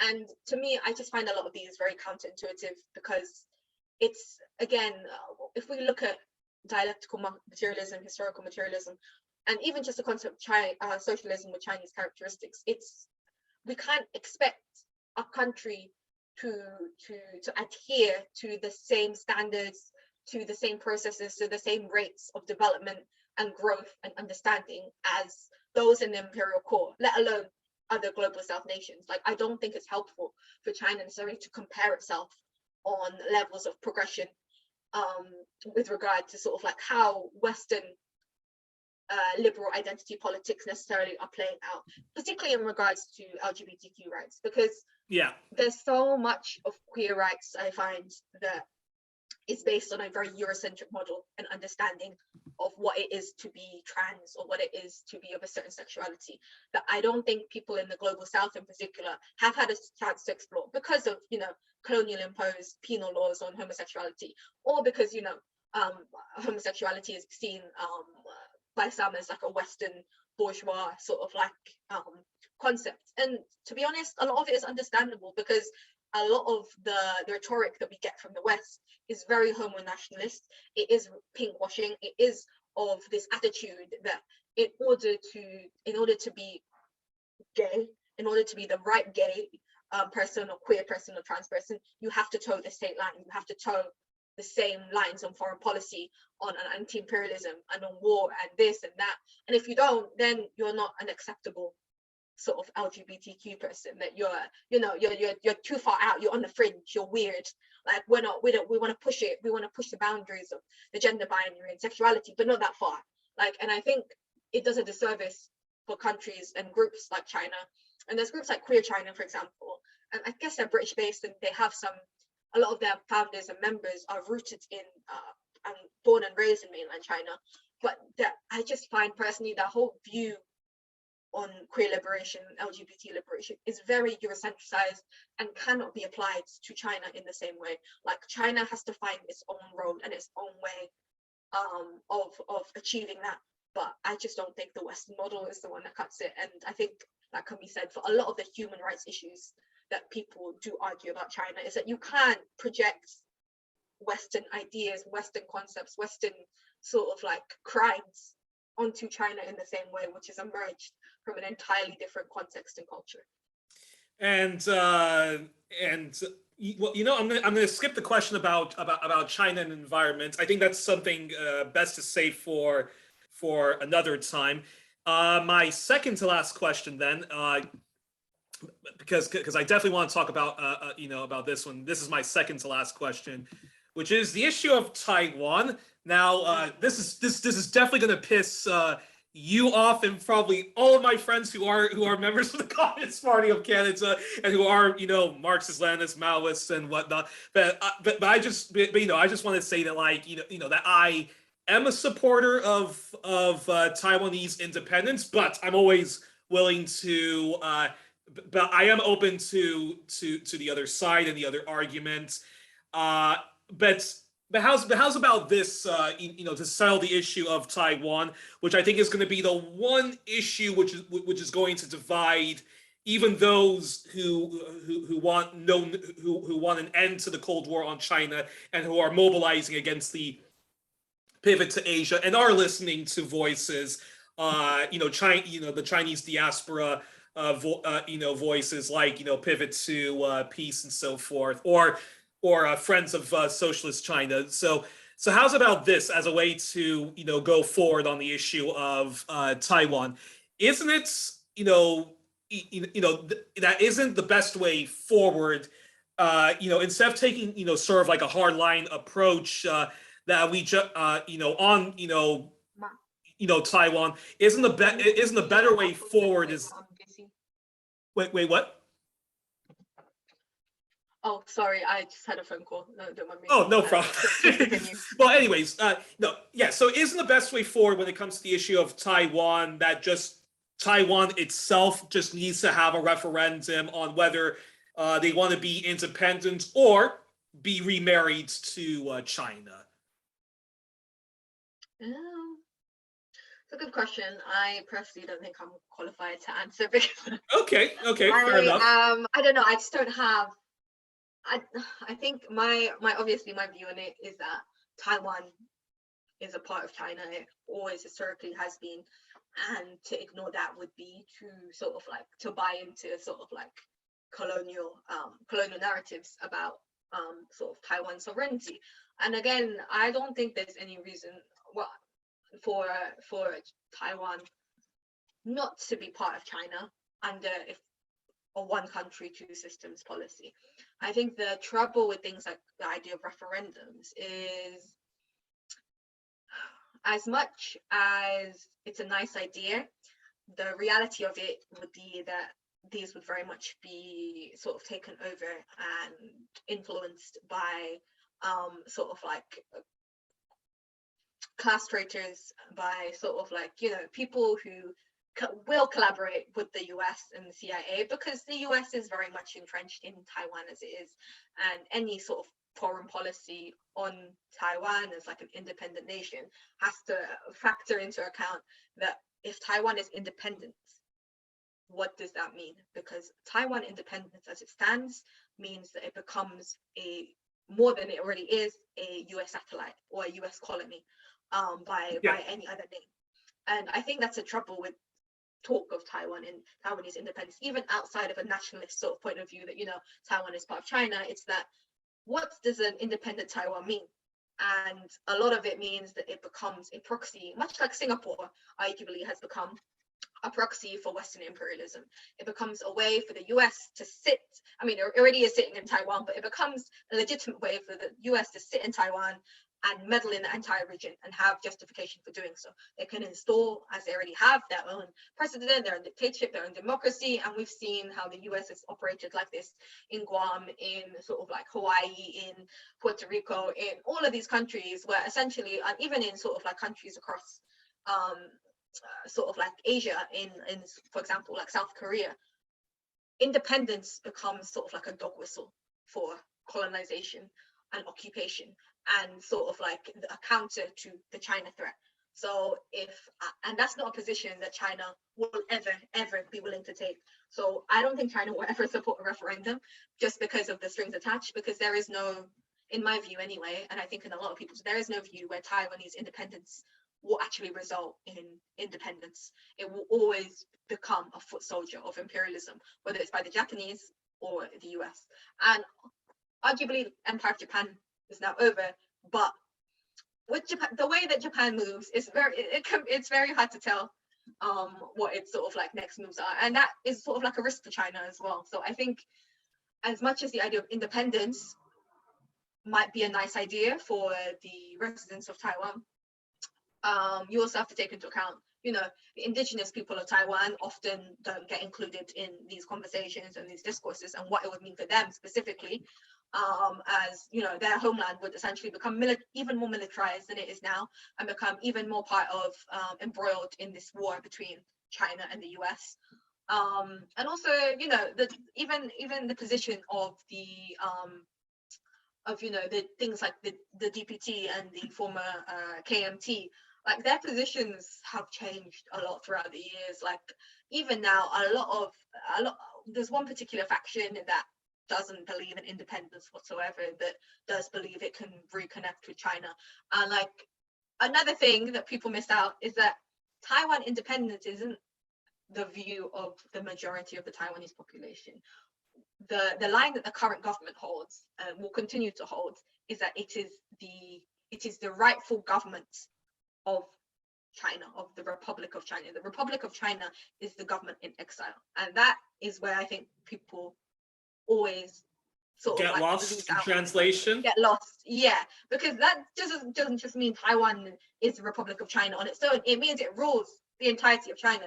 That the Communist Party of China is not a legitimate government. Like that is the belief of Wow. significant factions within the Taiwanese government and ruling parties. Even Tsai Ing-wen. These Like, these are folks. These are like the remnants of like the Chiang Kai-shek followers then, or yeah, no, absolutely. And I mean, you see, this is why there's so much. There's a problematic element whenever Taiwan or Republic of China gets recognized by, say, like Swaziland or Eswatini, or all these other countries. I think was it Honduras or something like that? Correct? I can't remember. But because it's essentially saying that you're accepting Taiwan as the legitimate government of China, which obviously the Communist Party of China will never accept, because it isn't, and that would be them ceding power to Taiwan, ceding power to the US, ceding power to colonialism. So there's a lot of like interesting. I see, you learn something new every day. I had no idea about that, and that was kind of left out of a documentary, a PBS documentary on Taiwan. That was completely kind of left out of. All right, interesting. So okay, all right, Taiwan to be continued then. Well, we'll do Taiwan to be continued then, because that is that is okay. That's interesting, and I've learned something new about that. Then, in closing, I think this is the best way probably to end our all things China edition. And just before I close, we always end the program now with the Marcel Proust questionnaire, which Bernard Pivot did, and later my hero James Lipton did for Inside the Actors Studios. So Fiona, before I let you enjoy not just your dinner, your evening, and the rest of your weekend, which apologies for taking up so much of it. But yeah, so let's go through this questionnaire. So Mick Sim, what is your favorite word? Favorite word. Oh, that's a hard one. And it could be a Chinese one. It's even harder. My favorite words.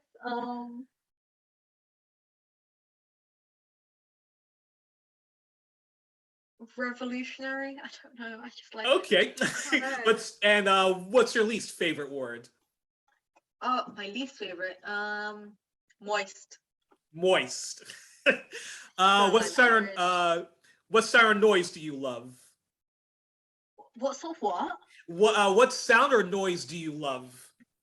No, it's controversial, but the sound of like, what's it called? Like a fountain pen, like writing on paper, like the scratching of a pen on paper. I really love that sound. It's very nice. It's very calming. Okay. And what sound or noise do you hate? Oh, easy. Chalkboard. Okay. Anything with that screechy chalkboard sound. Oh, I hate it. Nails on chalkboard.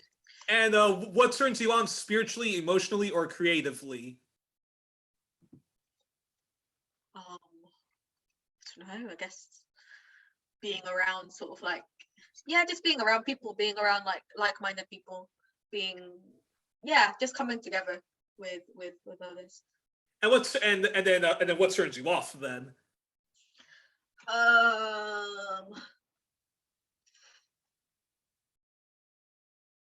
Pessimism. I just hate it when people have to take a pessimistic approach to everything, because it's just like, no, that's not gonna get us anywhere. We have to fight. We need to have something to hope for. Interesting. Wow. Well, we're gonna have a great off-screen conversation about optimism versus pessimism, but that's interesting. That pessimism is it's what turns you off. Oh, this is why I love these questionnaires. And then, what profession would you love to do? Profession. Oh, profession. Oh God. If you weren't doing yours right now, what profession would you love to do? Oh, good. I think I'd love to do something more involved in sort of like journalism, sort of like, I don't know, yeah, and I like to explore journalism. Like when I was younger, I'd want to be sort of like a, I don't know, neurosurgeon or something like that. But now I don't know, I just like to be more involved in just being on the front lines of things, you know. Okay. And what profession would you would under no what profession would you not want to do under no circumstances? Oh God. Under no circumstances. Honestly, it would have to be like the military or the army. Like, no, I'm not getting involved in any of that for no one. Sorry. That's yeah. I completely agree with you on that. And and then yeah. You already answered what profession would you absolutely not like to do. Okay, so then this is the final one. If heaven exists, what would you like to hear God say as you arrive in the pearly gates, or whatever is the afterlife that you may or may not believe in? Oh,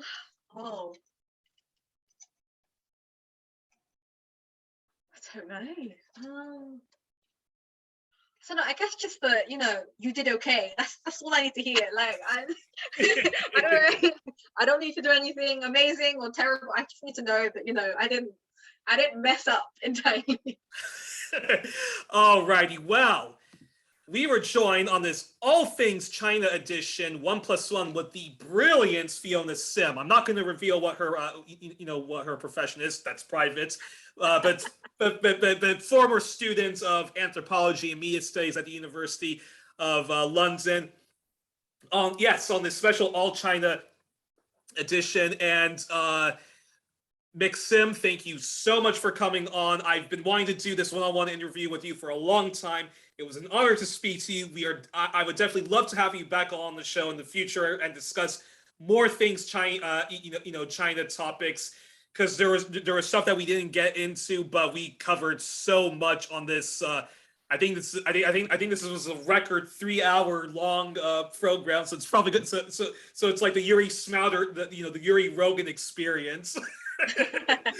But thank you so much for taking so much out of your time today, especially on the Saturday. So my apologies for my apologies for taking up so much time. But anywho, thank you so much for joining me today, and I look forward to having you back on in the future. Amazing. Thank you, Youri. This was great chatting with you as always. Likewise.